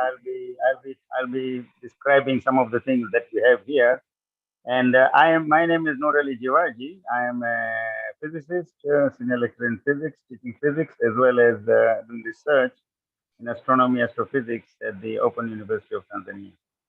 And I'm also heading the Astronomy and Space Science Association of Tanzania, where we have a lot of people in WhatsApp group where we share a lot of material and especially such activities which we are talking about today. I'd like to thank Rosa for inviting me to participate in this workshop, and especially because in Tanzania we have one of the biggest meteorites in the world, the sixth biggest meteorite. It's called the Mbozi meteorite, and there's a lot of interest in trying to understand, because it was hidden, it was buried, and the local people were doing their cultural activities around the point where it was coming out from the ground, a small part. So when the Germans in 1930, they saw that place and they were able to dig it out, and now it is on show. I'll put it on chat for people to see on a website how it is. So there's a lot of interest in meteorites, especially because this is 16 tons, a huge piece which has fallen from Earth, from sky, and it is amazing that there's something like this can happen.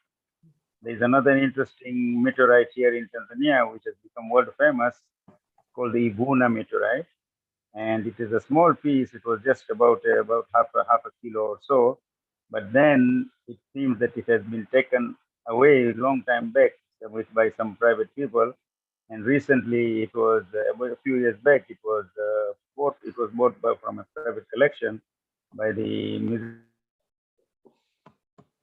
for an extremely, so several $1 million. So it is one of the oldest sources of our solar system object. So there's a lot of interest in meteorites, and there is a geological museum in our capital city in Dodoma, where they have a few other meteorites also displayed. In terms of now, perhaps this activity, we just have received this. It is something very new to me, and I'm also surprised that it could be easy to find micrometeorites, especially, and this will be a very good activity for people to participate, because we have already participated in the Herschel experiment project, the latitude travel and navigation very successfully. People were able to follow it and get some results. So I hope that we'll be able to encourage now to present this to our group in astronomy, and get some of the students, the teachers and the students to do this project so that we can participate this international. Thank you very much. Thank you. That is what I have. Thank you very much, Jivaji, for your participation and also for your work, your excellent work in Tanzania and translating to Swahili, the NASE materials. Thank you very much. I can add perhaps. Sorry? I can add that we have done NASA training. Rosa was here in 2019. She really inspired us a lot, and we continued with online training for a couple of years. Now we are planning to do another one again this year. Thank you very much, Rosa. Thank you. And I would like to give the opportunity to Margarita Metaxa to introduce again, well, some comments about the NASE project. And please, Margarita, if you could reduce a little bit your time because we are very late. Okay, of course. So let me share my screen. Yeah. It's okay now? Uh-huh. Okay. So looking for micrometeorites, another pioneer project by NASA that is driving us to innovation in astronomy education, and finally lead us to the science literacy. So I'm sure that most of schools in Greece will go and collect in sites where water has been drained. We'll collect the dust in a very simple way that other colleagues have shown. We'll separate all this dust with a magnet so to leave all the iron particles, and then by identifying the spherical ones, we'll conclude that we have collect the micrometeorites. And we will be sure that these will be micrometeorites because of the process that they are created when all this material is melted and then solidify again in the atmosphere. That's why they really have a spherical shape. So afterwards, of course, we can simulate edible micrometeorites and then, of course, eat them, as we have seen. This is a very simple way to get extraterrestrial material. It's an excellent introduction to astrobiology that NASA courses offer. They can motivate students and teachers, and of course, all participants to probably another event, another window to the universe. So at least in Greece, we will sure promote it. It's a challenge for colleagues that are creative, innovative, and enthusiastic. And we welcome this new NASA family project, and we are sure that will have a great impact in our countries. Thank you very much, NASA, Beatriz, Rosa, and all your colleagues. Thank you. Thank you, Margarita Metaxa. I kiss you because you control your time and you reduce our situation that was very late. Thank you very much. Kisses, Margarita. And the next speaker is Alejandro Lopez. He's from Argentina. He's an expert in astronomy, but an astronomy from a different point of view than normally we use, because we are interested to open also this session to the meteorites that was found, and what is the history of these meteorites that in some cases arrived to us after a long process, that in some cases not very, how do you say it? Not very positive, okay? Then Alejandro gave us a special different session, but I think that it will be very, very interesting for us and offer us the opportunity to learn many things about these special situations for some meteorites. You know that in Argentina there are many Campo del Cielo, there are special meteorites that there are a lot of them in the territory. And of course, probably there are a lot of very interesting histories. Thank you, Alejandro, to help us and to participate in this session. Thank you. I try to be quick in my presentation, but this is not easy. Thank you. You can see the presentation? Yeah. Perfect. Okay, I am Alejandro Lopez. Thank you for having me here. I'm astronomer and anthropologist, and I work in cultural astronomy for many years. I talked to you about the Campo del Cielo meteorites and the Mocoit people that are Aboriginal people that lives in the region of this meteorite dispersion in the northern part of Argentina. And I'm working with these Aboriginal people from 1998, especially about the cultural implications of Campo del Cielo meteorites. And you know, these meteorites have a very long history of relation with human populations. We know about these relations almost from the colonial sources, but some archaeological evidence that tell us about a very, very long time relation among human people and meteorites. And this is the specific region of the Campo del Cielo sky field, this meteoritic dispersion. And these are some of the main features of the dispersion. Are metallic meteorites from maybe 4,000 years ago. It's a very long dispersion, 100 kilometers for 3 kilometers.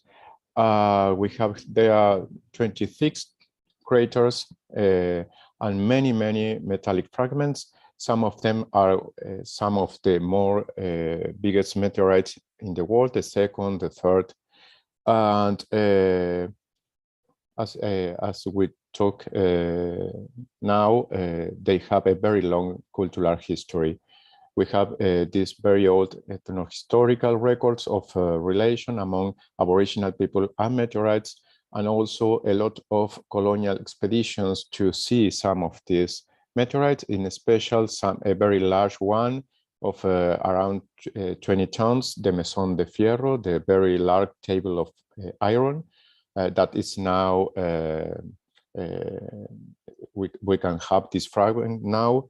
It's lost in the 18th century. This is the last map of the location of this meteorite. But we have a replacement for this very large piece of meteorite, that is this meteorite, El Chaco meteorite, from the same dispersion.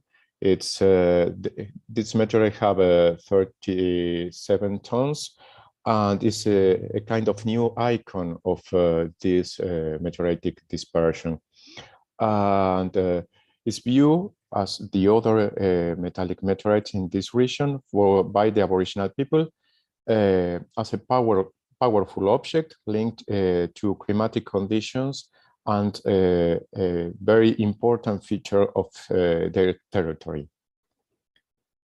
You have here another large meteorite from Campo del Cielo, the Gancedo meteorite, unearthed on September of 2016. And also some key remarks about the importance of this meteorite for the Aboriginal people. first of all, are considered as sacred landmarks of the territory, and as the presence of powerful beings from the sky on Earth. And for Aboriginal people, the manipulation of meteorites are connected with the manipulation of power, luck, and rain, and are related with leadership and territoriality. For this reason, for Aboriginal people, this meteorite and the manipulation of this meteorite have a very important political relevance. Are understood as stars fall to the earth, and for this reason, the Creole excavations or to extract these pieces from the earth are considered as metaphors of the Occidental domination.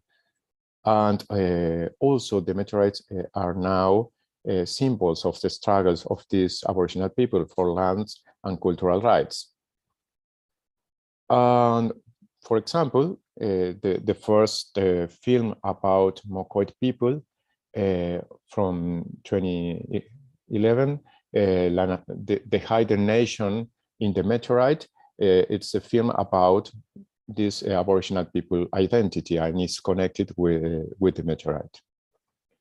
The meteorites are also touristic attractions and cultural attractions, and we have a very large meteorite park in the region, but also attract a lot of people that are interested in take fragments from this meteorite and sell in the black market. This is a very, very big issue in Argentina today, and we have a lot of problems with this. In fact, this man, Robert Haag, tried to steal this very big meteorite, El Chaco meteorite, in 1990, this 37 tons meteorite. They tried to steal this, and for very little they don't succeed in this action, and many people sales these meteorites in the black market. Please don't buy any meteorite from Campo del Cielo. But also scientists and artists have problems to have a good behavior about these meteorites and their cultural relevance. For example, these are two artists from Buenos Aires in Argentina that started an artistic project about Campo del Cielo, but in 2011 they intend to move El Chaco meteorite, this very big meteorite, to an art exhibition in Germany. And you know, it's a very important meteorite in Campo del Cielo for the local population, but they don't talk with anybody, any local community. They don't talk with experts or the National Organization of Protection of this kind of issues. They talk only with the governor of the province of Chaco, and they try to arrange the moving of the meteorite without any kind of consultation with the people. Obviously, they have a strong opposition for the local people, because the danger of this moving of this very large meteorite, but also because the lack of any kind of consultation with the local population and experts. And this is not an exceptional situation. This is maybe a very common situation. Experts and Aboriginal people opposed to this moving of the meteorite, and for this reason the document artistic space desist to move in the meteorite. But the communication of the decision was very confused, and in English, not in Spanish or Aboriginal languages, and the people are very concerned for a long time about this possibility of the moving of this meteorite. The artists make some exhibition in this space in Germany, including a video and an iron cube, and they ridiculate the opinion of the Aboriginal population, and accuses them of fake Indians, and also they ridiculous the opinion of the expert that opposed it to this artistic exhibition. It's very important to take into account the importance of the free, prior, and informed consent for any kind of operations with meteorites, for example, that involves Aboriginal population. And this is not a gift, it's an obligation. And some of the important characteristic is these consultations need to be prior to the decisions, and using representative institutions of the indigenous communities, and the indigenous people need to be in control of the election of their representatives, and they need to be free of pressures and manipulation. Now we have in Campo del Cielo a process of patrimonialization that have some lights and darkness. Heritage is some kind of new language to a lot of complex processes, and have a strong links with the specific juridical languages and specific conceptions of property. The idea of culture as a value to protect, but with some specific points that, like authenticity, definition, conservation, that are all Western values about property. And you need these values, these specific Western values connected with heritage, are not politically neutral. For this reason, the claims about heritage are, in many cases, claims about ownership and rights, and for Aboriginal communities are connected with struggles about the definition of things, the definition of person and humankind, the conception of territory, the conceptions about ownership, the conception of history, change, and identity. For example, for the Western perspective, the importance of the meteorite connected with the impact, the cataclysm, the debris, the fall, the immobility of these very long iron masses. But for many of the Aboriginal people, these meteorites are connected with the underground, the territory, the time of origins, the powerful beings. They are actively sick humans, and also with the dreams. Are connected with shamanic experiences, with emotion, and also with coloniality. For this reason, the mosaification of meteorites is a complex process that needs to be in dialogue with the local populations. We are now involved in a very interesting project of training of young Mocoit guides for the National Park of Campo del Cielo for the meteorites, training young people to learn from the elders, but also from Western experts to be in the future guides of this space. And like final remarks, the Campo del Cielo meteorites are important not only because they tell things about the origin of the solar system, but also because they are part of a cultural landscape that include the forest and the past and present relations about human groups and meteorite and the relation among these human groups.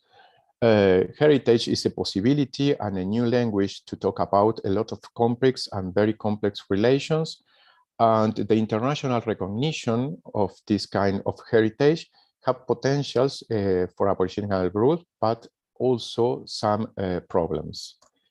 For example, connected with the Western origin of the implicit notions that are connected with heritage. But we need to take into account that Aboriginal people are not relics of the past without history or without agency. They need to be involved in any initiative related to Campo del Cielo and other meteoritic dispersions, and the free, prior, and informed consent needs to be present from the very start of any kind of process. We need to remember that in many occasions, Aboriginal people are underrepresented in national governments and agencies, And we have this colonial logic very deep inscribed in our bodies and practices and minds, and we need to have a very strong epistemological vigilance to avoid the risk of reproducing these colonial patterns. Cultural astronomy, as think about astronomy as a cultural product, a social and cultural product, have a key role in the articulation of the academic astronomy community with the local populations.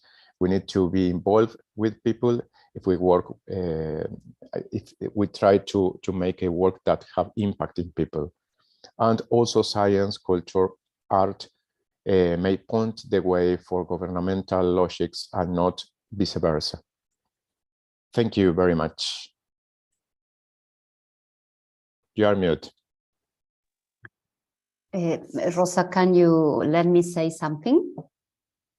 Sorry, Alejandro. Thank you very much. It was a very special contribution, and I think that we'll learn many things from. Can I say, Rosa? Can I Yeah? say something? Can you hear me? I would like to point out something about the Alejandro presentation, because we all the time are speaking about inclusion, but we need to change our attitude about this kind of topics, because inclusion involves the rest of the people, not is our own feeling.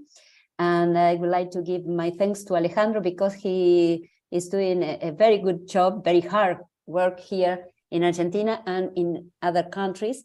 And I hope also the International Astronomical Union working group can make something, because we need to change the mind.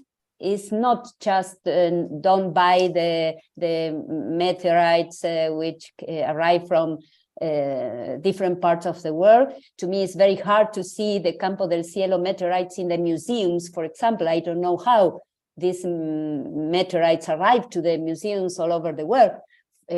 Honestly, I think it's not an exchange between the governments, and less an exchange with the local people. So this is an important topic. It's a topic connected with humanity and with the recognition of the others. And we need to do something, because if not, the word inclusion, diversity, equity has not any sense. These words has not sense if we don't make the right things.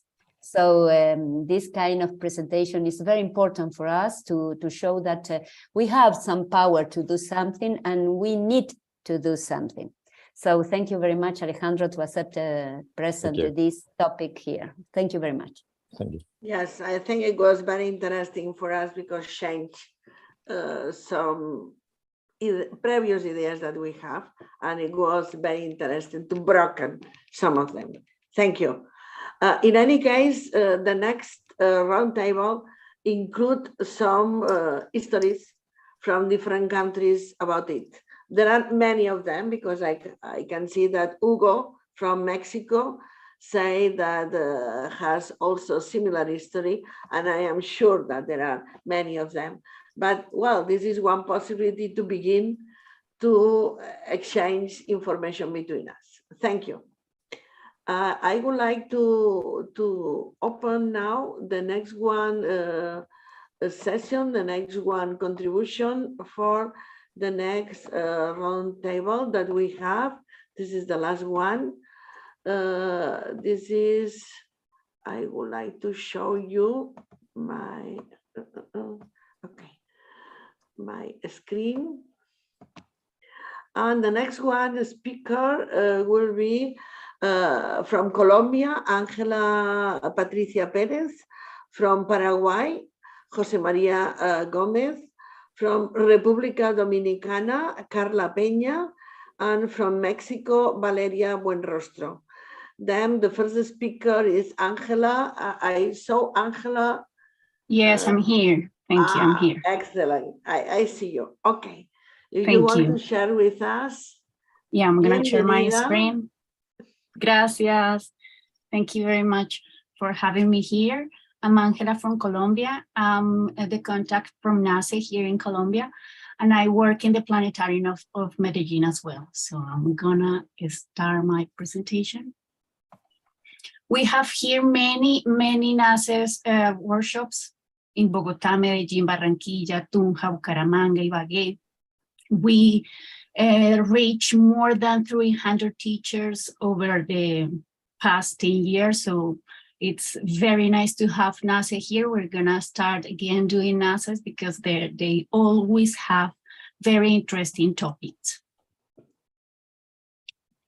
So I'm gonna talk about my presentation called like Santa Rosa de Viterbo, Beder Tocativa. It's most of the famous meteorites here in Colombia. So I decided to talk about them because the story is something about Alejandro was talking about.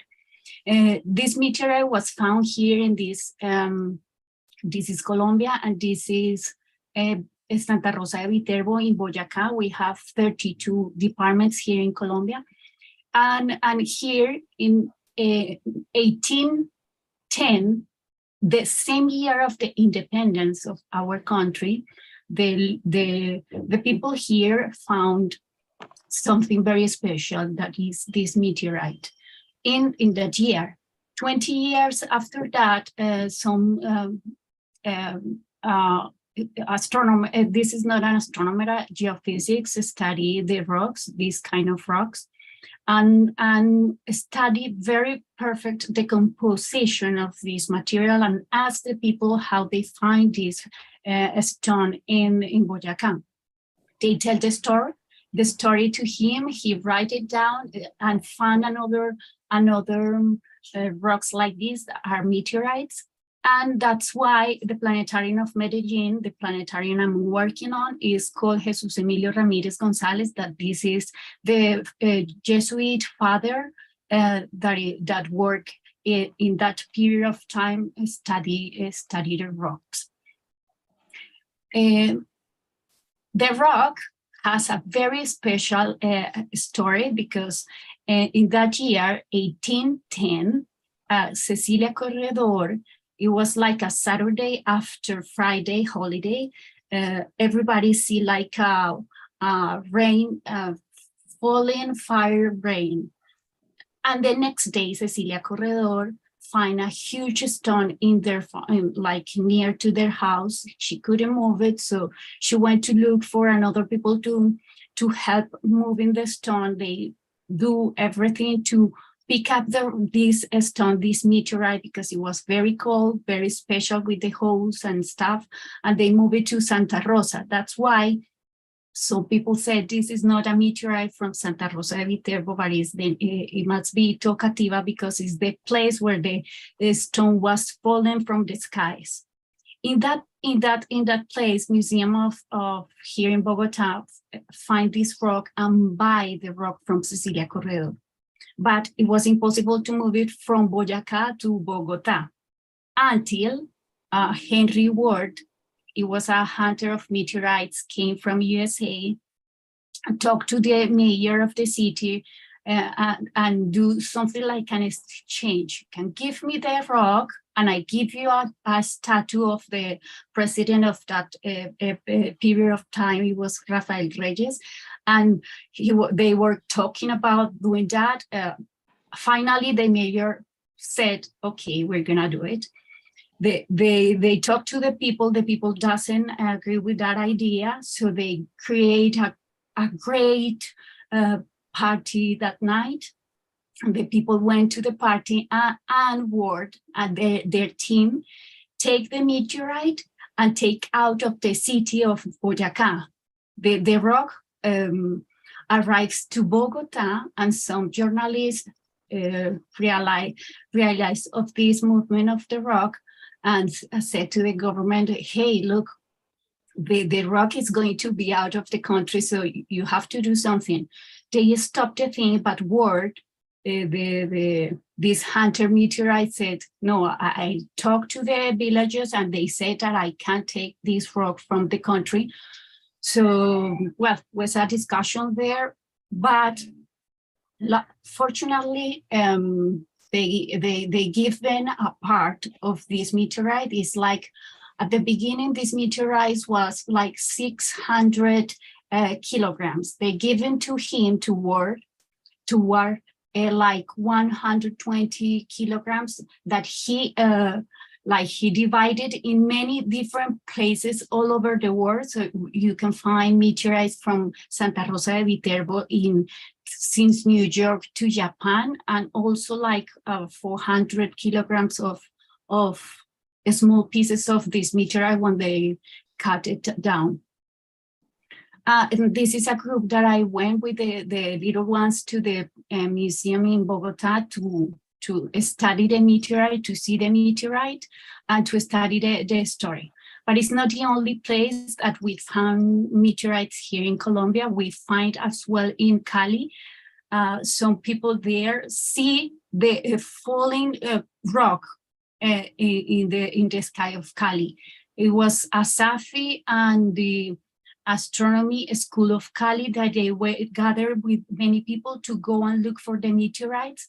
They asked the people if they hear, because they hear the sound of the meteorite falling, and they try to find the meteorite. They find it, and if you want to visit Colombia once, please come here to Bogota in the museum, and also in the Museum of Cali. And you're gonna find this little piece of rock from the sky. In that sense, we do many activities here. One of the activities is that we look for asteroids since like 2017 with Enrique here in the Planetarium of Medellin, and we are encourage students and teachers to find their own asteroids.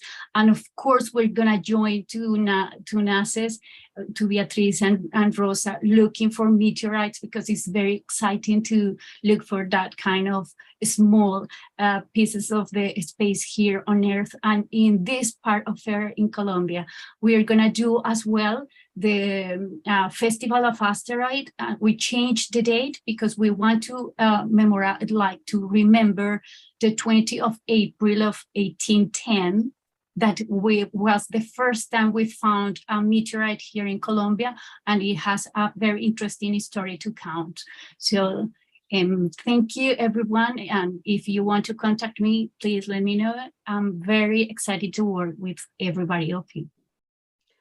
Thank you, Angela. Always your contributions are very good. Thank you.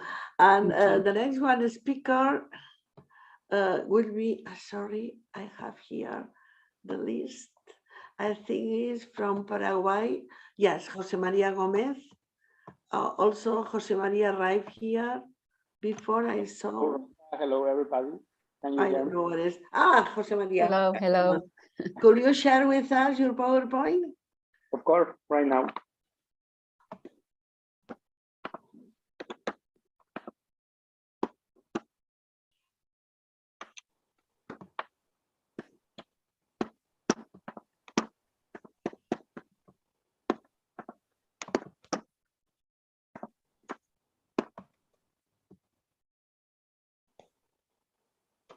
Yeah.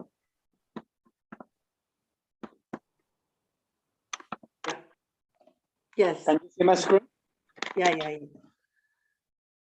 Well, thank you very much for the invitation for participating in this interesting event.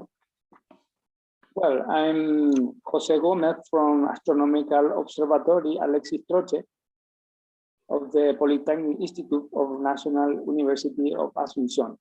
I will talk about meteorites and some curiosities about experience here in my country, Paraguay. One of the experience is related to the news about meteor showers that always the main newspaper web page is talking about, like Leonids, Taurus, and Orionids in November, and Aquarius in July. And other event is related to fireballs that from time to time we see here in our sky. We have a planetarium where we can see a meteorite that we can visit it in Asunción. And then that is some experience that we can have here. Well, in our observatory, most of the people can and always are asking about what is a shooting star. And then most of them think that they are a really star. Then I need to clarify them that it's not a star. And after that, trying to explain what is a star is something like our sun, the structure of the sun. And to and other thing is to make different what a shooting star with a meteorite and how it is related to meteor showers. And that is a common subject for the people and students that came to the observatory. I had personally experience to be in a great science museum in La Plata in 2016, and I saw a great meteorite. And this year I've been in Buenos Aires, and I had a wonderful experience to see that kind of object. And some point to remark is that meteorite is an interesting subject for most of the amateur astronomers and the public in general in Paraguay. The press is always informating about some event related to meteorites, fireballs, meteor, etc. The NASE 2023 proposal on micrometeorites will be an outstanding complement for the public and students, because it's not just for talking about meteorites, it's about to do something about it. Thank you. Thank you very much, Jose Maria, for your contribution and to control so good the time, because it is interesting to have time for discussion. And the next one speaker is from República Dominicana, Carla Peña.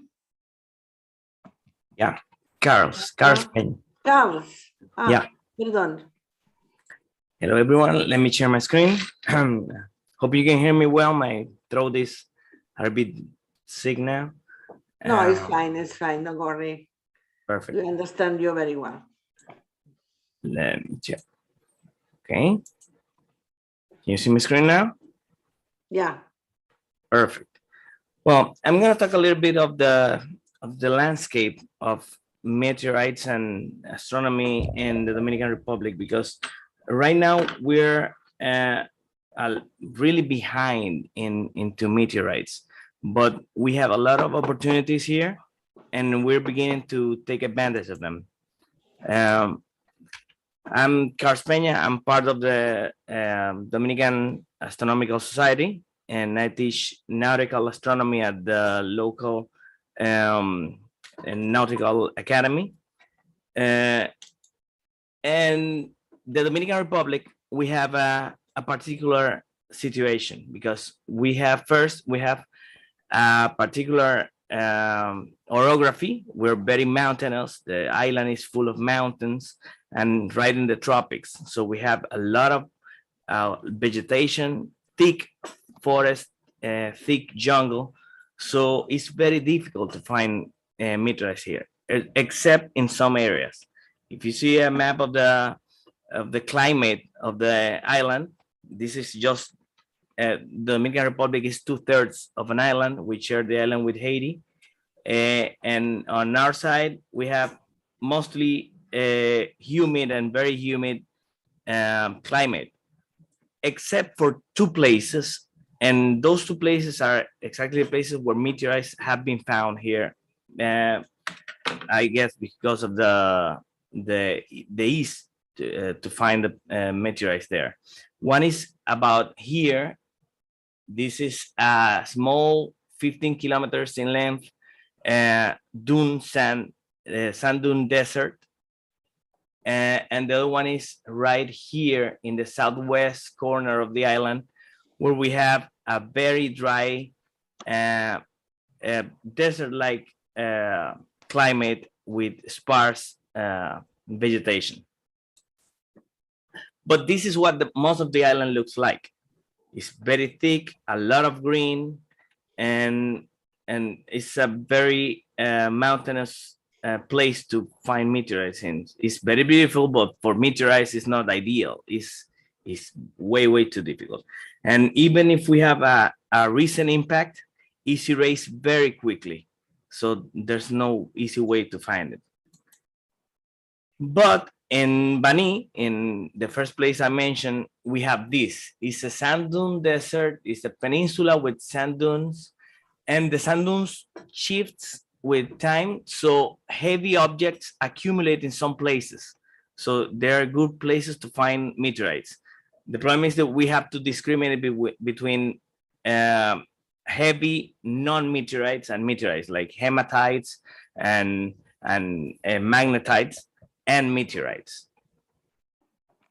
The other place is around here. This was a few dozen million years ago, a huge cave system that collapsed. Some hypotheses are that it collapsed because of a meteor impact nearby. But in this place, they usually find heavy rocks containing a lot of iron and nickel. And now I'm going to show you a sample of an iron nickel meteorite found around this place. But in this place, we have another problem. We've begun to install a lot of mines, and the geologists at the mines, they are not looking for meteorites. They're looking for nickel, for gold, for silver.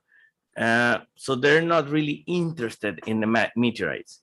But we started talks with them so we can share information and help them discriminate and just get the meteorites they find that they are not interested in and put it in a museum so that people can see and enjoy them.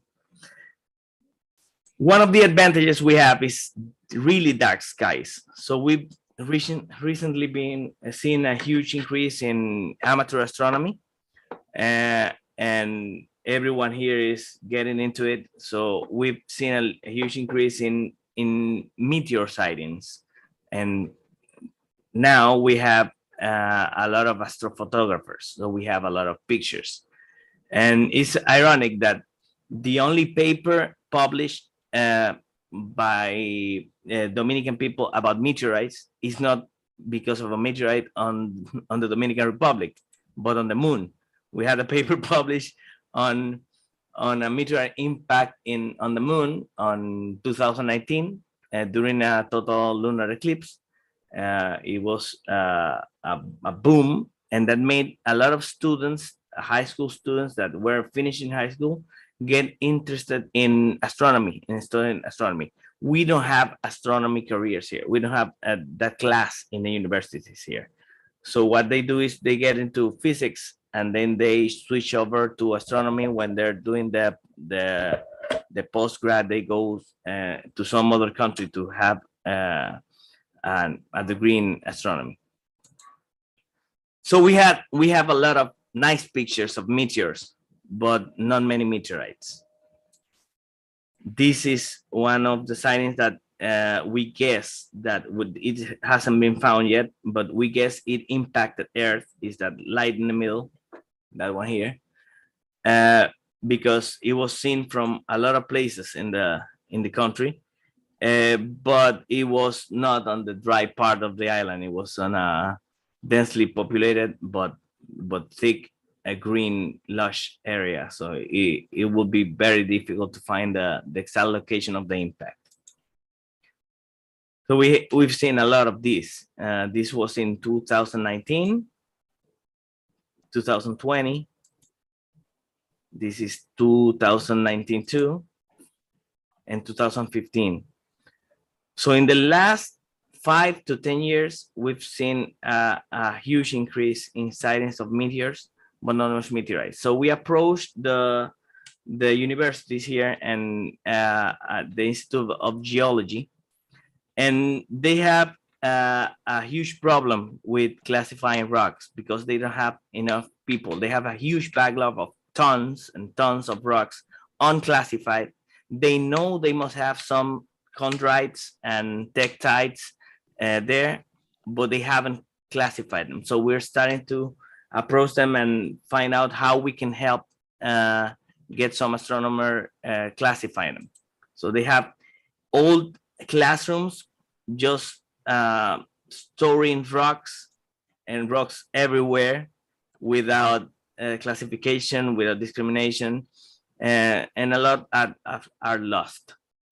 But some people have identified meteorites and kept them for themselves. This sample is the only sample I could find of an iron nickel meteorite and in the Dominican Republic, but it's in the hands of an engineer. It's a private hand, so it's his sample. It's not open to the public, so it's not shown. It's a small sample of a few small rocks. This is about 10 millimeters wide, and it was found on the mines in the southwest of the country. So we're in a dire situation here because we need to find all those meteorites and show them to the public. But we have the opportunity now. So in conclusion, we have the problems, the challenges of the climate and plant cover, the orography. We don't have specialized research in meteorites, not even in astronomy. All of our astronomers are out of the country working for some other country. We have a huge brain fugue. So we're losing the scientists to other countries because they leave for other countries to do research. So we have to promote the interest of the public, so other countries help the Dominican Republic investigate and research on this topic. And the other problem is the mishandling of samples, because the mines usually throw away the samples that they're not interested in. And that includes meteorites. They're just interested in what they're mining, so what makes money for them. But we have the opportunities of the huge increase in public interest into sciences. We have widening amateur communities, and in the latest years, we've seen public outreach events with thousands of people looking through telescopes and talking about astronomy. We have very dark skies. That's one of the advantages of an island. We have stable climate, and the population is concentrated in 2 spots in the island, two big cities, but the rest of the island is very dark. So it's very rural. So we still have dark skies. Even with the tourism is concentrated where the big hotels are. So everywhere else is very dark. We have a stable political and economic landscape. And we've seen a huge increase in students interested in astronomy and other STEM careers. For example, the physics bachelor degree in the state-sponsored university here went from 2 students a year getting into physics to 20 students a year in 2 years. Just because of all of the outreach programs we've been pushing forward here. To try to get them to get students interested. Not only interested, they are already interested. It's just that they thought it was not feasible to study sciences here. So we had to show them, hey, it's not only medicine or law or bookkeeping. You can also go to sciences if that's what you like. And most students just lose that interest in sciences because they think it's not possible for them to go that route. Some of them even go further into astrophysics. We have a couple of astrophysicists, Dominican astrophysicists in other countries, working for other countries, that would love to get them to help a little bit here with the classification of these samples of meteorites before they're lost, because I know the university, the Geology Institute will get rid of a lot of samples soon if they don't classify them and put them into display soon, because they don't have space. They're running out of space and they have a lot of rocks just laying around and being wasted. So that is all for the moment. Thank you very much. Thank you, Carlos. Thank you very much for your presentation, your interesting presentation. And the last speaker is Valeria Buenrostro from Mexico. Hi, Rosa. Hello, Valeria. Welcome. Thank you. Let me share my screen. You can see it, right? Yeah, okay.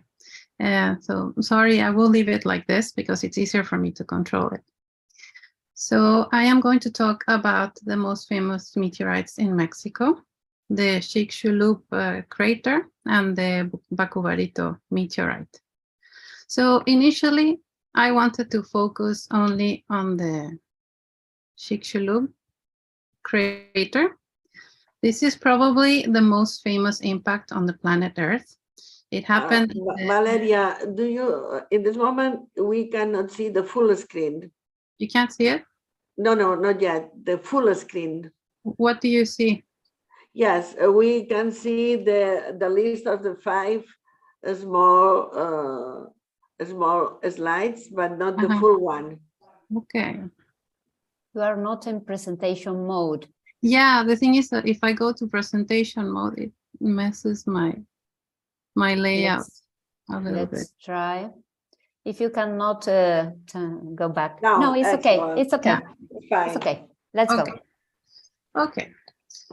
So as I was saying, this impact is probably the most famous one. It happened 66 million years ago. It happened in the peninsula of Yucatan by an object that was estimated to be around 10 kilometers wide. And it left a crater of 180 kilometers in diameter and 20 kilometers depth. It's a very, very big crater. And around this time, we know that around 75% of life on Earth suddenly died. And mostly dinosaurs, most of the dinosaurs were the ones affected. So we believe that this was the cause, that there was a big object that impacted on Earth and it destroyed most of the life on Earth. But I don't want to focus on this object, even though it's the most famous one, for 2 reasons. The first one is that we don't have the rock that caused this. And the second reason is that this rock was so big, it was 10 kilometers, that it was probably an asteroid, not a meteorite. And the talks today are about meteorites. So meteorites are fragments of asteroids. So because of this, I will talk to you about the biggest meteorite that we found in Mexico. It's called the Bacubarito meteorite. And it was found by a peasant who was probably very annoyed because he kept trying to plow the land and he kept banging against a very hard and big stone in his land. And then this became part of the Meteorite Institute of Mexico. It was discovered in the year 1863, more or less. So it stayed underground for many, many years. It was just a small piece of it that was above the ground. And later on, this same meteorite hunter that Angela talked to us about in Colombia, Henry Ward, came to Mexico to have a look at this meteorite. And he had 30 local peasants extracted from the ground. So this photo that you see are these peasants that removed all the earth around it so we could actually see it. We could then notice that the meteorite is very, very long. It's the longest meteorite that we have on Earth. It's not the biggest, but it's the longest. It has 4.2 meters long and 2 meters wide and 1.7 meters height. So compared to the biggest meteorite, which is found in Namibia, this one was 2.7 meters long. And compared to the Bacubarito, which is 4.2, it's almost half the size of Bacubarito, but it's much larger. The largest meteorite weighs around 60 tons, while Bacubarito is only 20 tons. So it's very long, but it's not very thick. And it has a very strange shape. People say that it's shaped like an ear. It is composed mostly of iron. It has about 89% of iron. Then it has 6.98 nickel, 0.21 cobalt, and then it has other elements. And this combination is very strange. So this is a very unique meteorite also because of the composition. There hasn't been any other meteorite found with this composition. And we don't know when it struck the ground, but some scientists believe it was around 2,000 years ago. So after these geologists extracted it from the ground, it stayed there. And the government built a house to protect it, made of stone. But in the year 1959, it was finally transported to the city of Culiacan. And this was done behind doors. So the people that lived in this place, it's called El Ranchito, where the Bacuberito meteorite was found. They were not very happy about this. So it was transported into a very big park, and it stayed there for some years until in 1992, it was finally moved to the Science Center of Sinaloa, Culiacan. Culiacan is the capital city of Sinaloa. Unfortunately, it is known for the narcos, but it should also be known for the fact that it has the 6th largest meteorite in the world and the largest meteorite in Mexico. So here are some photos, and the one on the left is when it was in the park, and the one on the right is when it was finally in the Science Center. And it was out there for around 20 years. And of course, since it's made mostly of iron, it started to oxidize, and it started to degrade and lose mass. And it also has some fissures in it, some cracks, and we believe this happened when it entered the atmosphere, that it started to crack. And these cracks are becoming bigger because of the oxidization with the atmosphere. So the center decided to take it inside. So in 2021, they moved it inside into a special room where it takes care of the humidity and the temperature, and people can still go and visit it. And that is all from me. Thank you very much.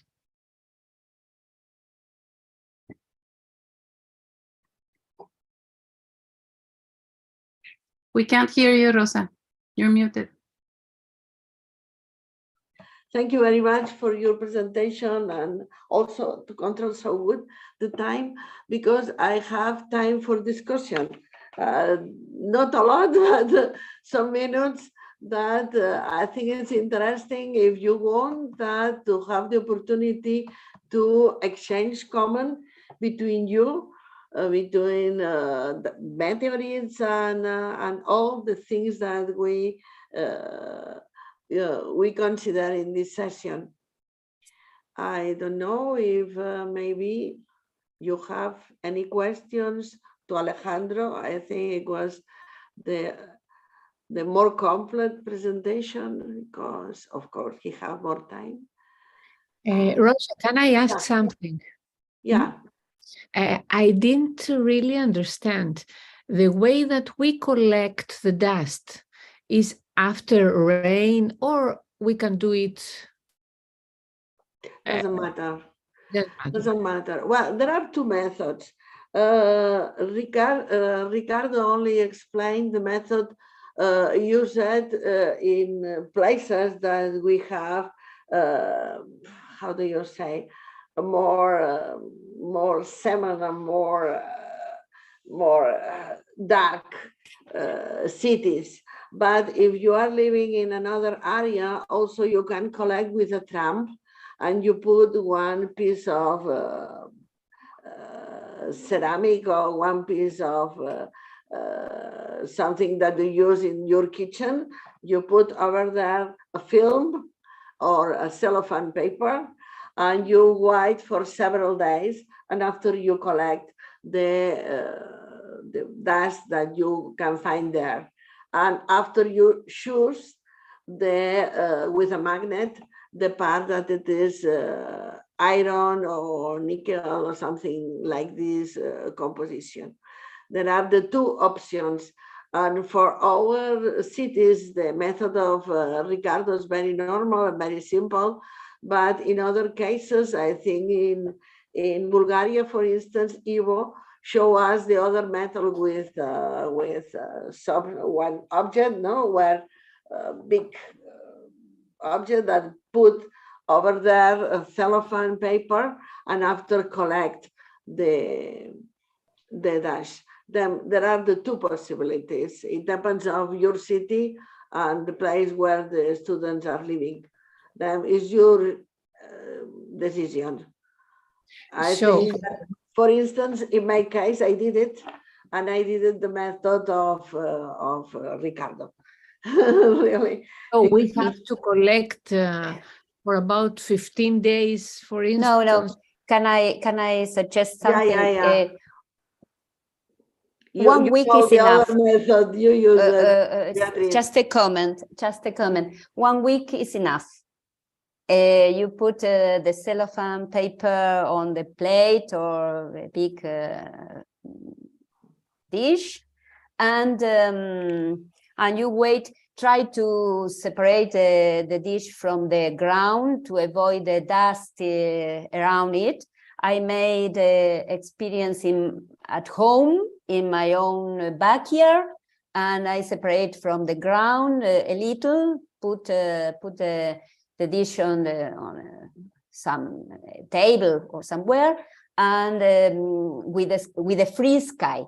Don't try to avoid the trees and the walls and so on. And 1 week is enough. You will have a small quantity of dust. Most of the dust is from the ground, but the micrometeorites are mixed, are there. Not in a big quantity, but enough to separate from the dust from the ground. So it's not a long experience. You don't need that the rain arrive. With these reservoirs of dust in the floor is good, because in the ceiling you have a big collector, you have a big trump, but it's the same with a small one, and with a week waiting, don't touch anything, waiting for the nature, just the nature. So it's not a very long experience, it's a short time, and the collection is quite good. And the reason for the second method, I mean, we go and search around places where water is can be drained. Which is why to search there? Because the rain is moving all the collection of the dust on the ceiling. So you have the opportunity to put all together with the water, the drain. You produce the collection in a small place of the micrometeorites and all the dust. The rain is good, of course, but if you have not the chance to go on top of your house, you can use the dish, a big dish, and it's enough. You don't need to wait for the rain. You don't need to wait for a long period of time. And if it rains all days, you have no time to collect micrometeorites. So you need to decide what is better for your own habitat. Okay. My final question. Can we make a chemical composition reaction to be sure about the meteorite composition? Well, it's a bit difficult. I can suggest, if you have a good magnifier, to try to classify in different kind of objects, or spherical, but with different small differences in color, for example. But to make the reaction, the chemical reaction, I'm not sure. We didn't do that. This experience is a bit complicated because the amount of matter you have. So probably it would be difficult. I'm not sure because I have not experience. But the difference between the small differences in shape and in color with the good magnifier is possible. I would like to mention that Ricardo Moreno is not here, but I think it was Ricardo that found one sphere with a small bubble in one part of the sphere. No, it was like a rest of the solidification very quick. No, but Ricardo is not here. But I think it was one micrometeorite that he found. Really, it is a very, very simple way to do it. And I did it in my terrace, and it is not difficult. It is only, if you go to the area that the water go there, then the water collect for you all the possible candidates to micrometeorites, then you have all them more closer together. No? We have 3 raises hand. Tomita, would you like to say something? Okay. Okay. Thank you very much. Thank you very much. So so first of all, finding the micro meteorite is very interesting. Now I think it is one of the familiar experiments in a local science center in Japan. Actually, I didn't do that, but I know that it is a very familiar experiment. And my question is that, can we expect some variation along the season? For example, in January and February, we can expect more micro meteorites, and in summer, we don't. So this is because of lack of my knowledge, but if you know something about the variation along the year, so we can do the research topic about how is the variation from summer to fall. So in what season can we expect more micro meteorites? So this is my question. Well, I have not the answer, but Okay. I don't know if someone here can answer that question, but it's a good proposal to, Yes. for example, make the activity at the same month for everyone during a week, the same month, and repeat the experience along the year. 1 week is not the problem. You don't need to make anything. You put the dish at the backyard and wait for a week. Would be good. It's a bit difficult to count the number of micrometeorites you have in the set in the Yes, group. yes. It's not so easy because you make an scanning with your cell phone, your camera, over all the material, but it's not so easy to count one by one. Perhaps if you use a microscope or something graduate, it will be better to count for regions as we count stars, for example. Yes, So the activity needs to be well performed to make more measurements. That is just an inspection, not a count of the micrometeorites in the well set that you have. Yes. Alejandro and Corina has the hands raised. Alejandro, if you want. It's only a comment about the idea of to take some kind of analysis of the composition of the meteorites.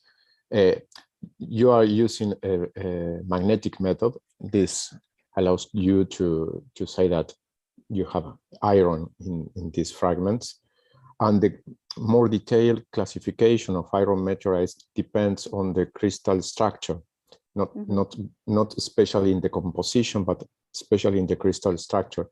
And you can't see that by any kind of chemical reaction only. You need to coat meteorites and to take some method to analyze the crystal structure. Yes, I am thinking right now about how to do that. And the micrometeorites are very, very small, but it has the shape of the point of the pencil. So, or the Yeah. size of the point of the pencil are small, but not smaller than, it's impossible to put a drop of something to analyze the reaction, the chemical reaction. So we can try to do that. Thank you, Alejandro. And Corina? My question is about the powerful of the magnet, because you told us that we can find nickel, and nickel is diamagnetic, and because of this, the magnet has to be neodymium, I think. Well, in this sense, I can say that I use different magnets. Okay. And the magnets work more or less well to discriminate micrometeorites, not to determine the composition, the real composition, the chemical. But I use the common magnet for the schools, are not neodymium magnets. Yes, are for enough. iron. Yes, are enough. Yes, I try with the dish and the cellophane paper and a very common magnet, and it works. So the neodymium are better because are more powerful, but almost any kind of magnet is good for the experience, to separate. I asked you the because small drops. we want to buy for the Centrum. I told you. Yeah, the This is a neodymium problem. magnets are expensive, but the know. magnets for schools are cheap. So Yes, so thank you. remember, always remember to make the experience before to go to school and to work with the students or the teachers, because if you test for the first time in the middle of the class, probably you will lost your mind We will because have a nothing surprise. is good. So not surprises at the class. Remember that you need to test. A week is a very short period of time to test, is enough. And you will see the cellophane paper, how it's collecting the dust, and each day is a little more dirty. And at the end of the week, you have a lot of dust there and some micrometeorites. But test first at home. Because of this, I can say that different magnets function in any case. So, well, I would like to say that there are many schools that they have neodymium magnets. For instance, in my country, and we use it. One of them, and it's very easy. I suggest talking with Beatriz that you test, because it looks more difficult than really what you are doing is very simple. Yes, remember that these kind of experiments are good to check what the school, the laboratory of the school has, because normally the schools don't know what is in the laboratory because not all the teachers are using the laboratories frequently. So check what is in the school, and if in the school there is nothing, a common magnet could work. Would be good. Also, in support of your idea, Beatriz, is the presence of nickel in most meteorites is very slow. You have a more lot of iron in the meteorites that have also nickel. For this, is not problem to use normal magnet, I think. Give me a moment, I will go to show you something. Beatriz, Rosa, can also Beatriz send us a picture, a photo of her selector? I'm here again. I use this, even this thing is a fridge magnet. Yeah. And this, you see, it's a memory, a souvenir. And this also works very well, because a test, if you have magnets as souvenirs from some parts of the world, some of these are very powerful.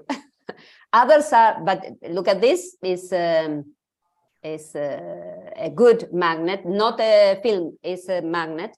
And this works very good And even if you look at the magnet with you separate the micrometeorites, with a cell phone, you can see here as a field, campo del cielo, a field of micrometeorites here, a lot of spheres on the magnet. So you can see here the micrometeorites. So test what you have at your house, and probably you don't need to buy anything. You can use what you have at home. Well, but if you need to buy, I buy this one, concretely in one place in Spain, that we buy all the things that you need to solve the problems in the house, like something for kitchen, something to make a hole in the wall, all of this. And this kind of shops is very easy.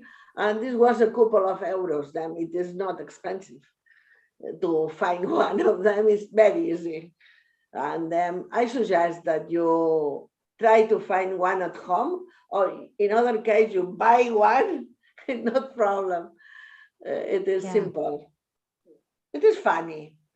And always is like a surprising, no? Because you go on, really, I can do it. This is good. Okay, then I suggest that all of you try to do tomorrow, next week, and after you send to us your photos, because we want to prepare a collection of photos of your micrometeorites. And well, if you find something special that you explain to us or show to us. I have one more raised hand. Wait a minute. I don't know who is. It's me. Margarita. Yes, go. Please send me a photo of your selector. Okay. Angela? Beatriz, it's possible to for you to show this experience in NASE network page? Is already writing? I believe Rosa is uploading the yes. detail. We are finishing, and we are, in this moment is the explanation in English. I don't know why it's impossible to put in the Spanish area in Spanish. I don't know why. I have if to you ask need, if you need help, if you need any help, I can make it. It's the same information that you receive, because I made to all of you. Okay. Yes, we you sent have a leaflet with 3-4 pages, and after one table where you have to put the name of the country and all of this. Okay. Now it's in the website now, but it's not yet. It's in English in all the places, in all the countries, but in Spanish it's also in English, because I don't know, but we have problems to put the other file. I don't know why. Yes, but remember the people in Latin America received the files in Spanish, I think. If you have not it, please tell me. But we distributed the material in NASE America. So please let me know if you didn't receive it, because all is more or less well written. It means the description, the procedure, and what you need to send to NASE to demonstrate that you perform the activity. Remember that the bridges between cultures is the starting point for this activity, and we have a closure, an ending for the activity will be in October, and we have the full year, or this month between now and October to perform the activity. And if you have any question or doubt, we are here trying to answer your questions.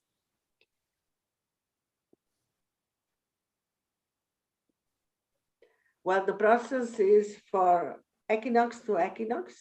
Tomorrow begins and finish on September 23, but we are planning on even online event or face-to-face or both It happens. Yes, hybrid. In October, but it's not yet decided because we have to solve some problems. But we give you information. In any case, please try to find meteorites. Jose Angel Mora? Yes, thanks, Beatriz. Good day, everybody. It's really fun. It's really fun to look for micrometeorites in the rain ducts, in the rain channels. But I have found several. But my question is not how to collect, not how to picture it, is how to preserve them. How do you develop it? A procedure to keep it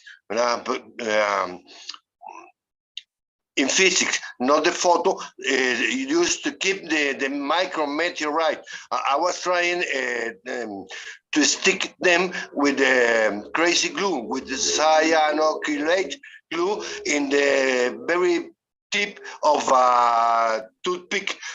So I have several toothpicks, each one with a micrometeorite in the point. This was I think it will work to keep them, and then place the toothpick in an image steel form to keep them vertical, to have a small collection of micrometeorites. Yes, good, very good idea. You can use a tape, a glue tape, exactly, and well, in a tape you can conserve the micrometeorites if you collect them in the magnet, or if you collect them in your finger because the micrometeorites are are glue in the fingers. You can put the tape here, and you can preserve the micrometeorites. Yes, it's good idea. I support very much this. Alejandro? Yeah, it's only a comment about in this process, in this experience, try to take into account the cultural and local aspects of all the things, because you see in many of our presentations, the people talk about some meteorite, a large one, but it's moving to another place, and the local people is not very happy, and it's all we talk about the local situation. Only the people is not very happy and go on to another thing. I think these relations of the people with meteorites, with animals, with the forest are very crucial to teach science, that makes important for the people. Because if we teach science as a separate issue with not connections with people's lives, we don't have succeed in any way.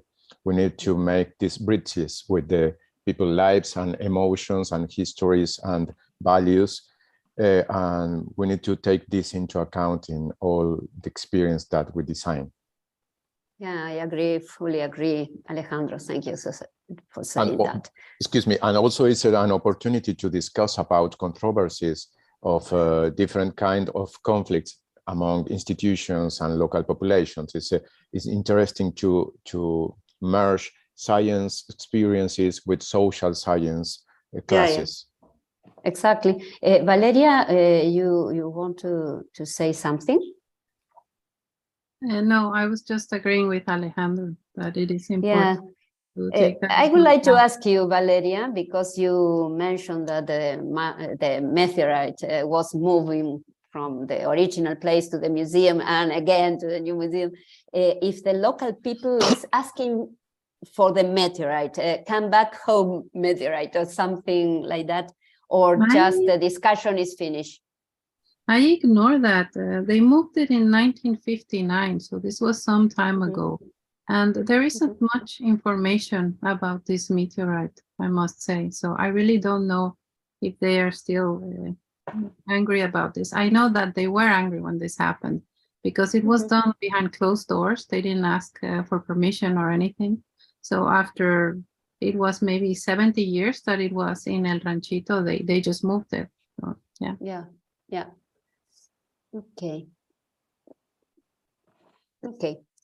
Well, if you help us to take the group photo, I suggest to turn on the cameras for the people who is not with the camera on, and I will try to take screenshots. Yes. We have two screens, so no, not a lot of people. So, well, I will open, well, no, that it doesn't matter. And well, 5 seconds, 5, 4, 3, 2, 1. Here is the first one. Save. And the second one, give me a moment. And ready. So Rosa, if you want to close yes, I would the like to mention after to finish that we are planning to publish a book with the contributions of all the people that present a PowerPoint, of course, and a presentation about the topics in the different roundtable and also the speakers. Then I will email to all of them some information about this. And I hope that they can participate, all of them, because, well, in general, the contributions are very, very good. And I think it could be interesting that all of us have a reference of these contributions if we want to revise during this half a year that the project finish in half a year or after that. Then I think it is a good opportunity to do it. This is a photo of, I think, of YouTube. Yes, it's Jose Angel sharing a photo of the micro meteorite with a pencil. Yeah. Well, this photo is made by Ricardo. He used one simple thing to obtain a better images. It was to put a little bit of part of the how do you say, the gel that we used during the COVID process in the ocular of our cellular in order to obtain a better definition. It is a simple way to do it, but if you can use another device, that it would be better, maybe a microscope. But if you don't have it, then this is also a good solution. Well, thank you very much. And I give the information to all of you for the book that we prepare about the third Bridges of Cultures. It was a pleasure for us to expend these 3 hours together. I think it was very interesting that all the people participate explaining their feeling and their situation in their countries. We can learn, all of us, from the other ones. And thank you very much. I don't know if Beatriz. No, just to give the thanks to the people in the chat in YouTube. Remember that this meeting will be on YouTube forever, I hope. And you can suggest to revise our YouTube channel to remember the day of today. So just to give my thanks, my personal thanks, Angela. No, it's not a raised hand. Thank you very much for everybody and to be here very early and very late on the planet. Thank you very much. Thank you to all the participants from Asia that they are sleeping now. From Europe, Africa, and America. Thank you to all of you. Thank you.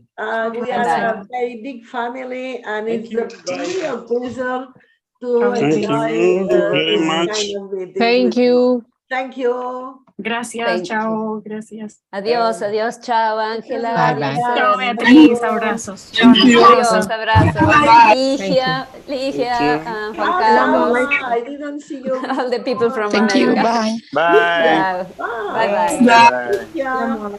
And Ruthie. Bye, bye, Rosa. It is very nice. Bye-bye. Okay. Ellie from Mauritania. Hello. Thank you.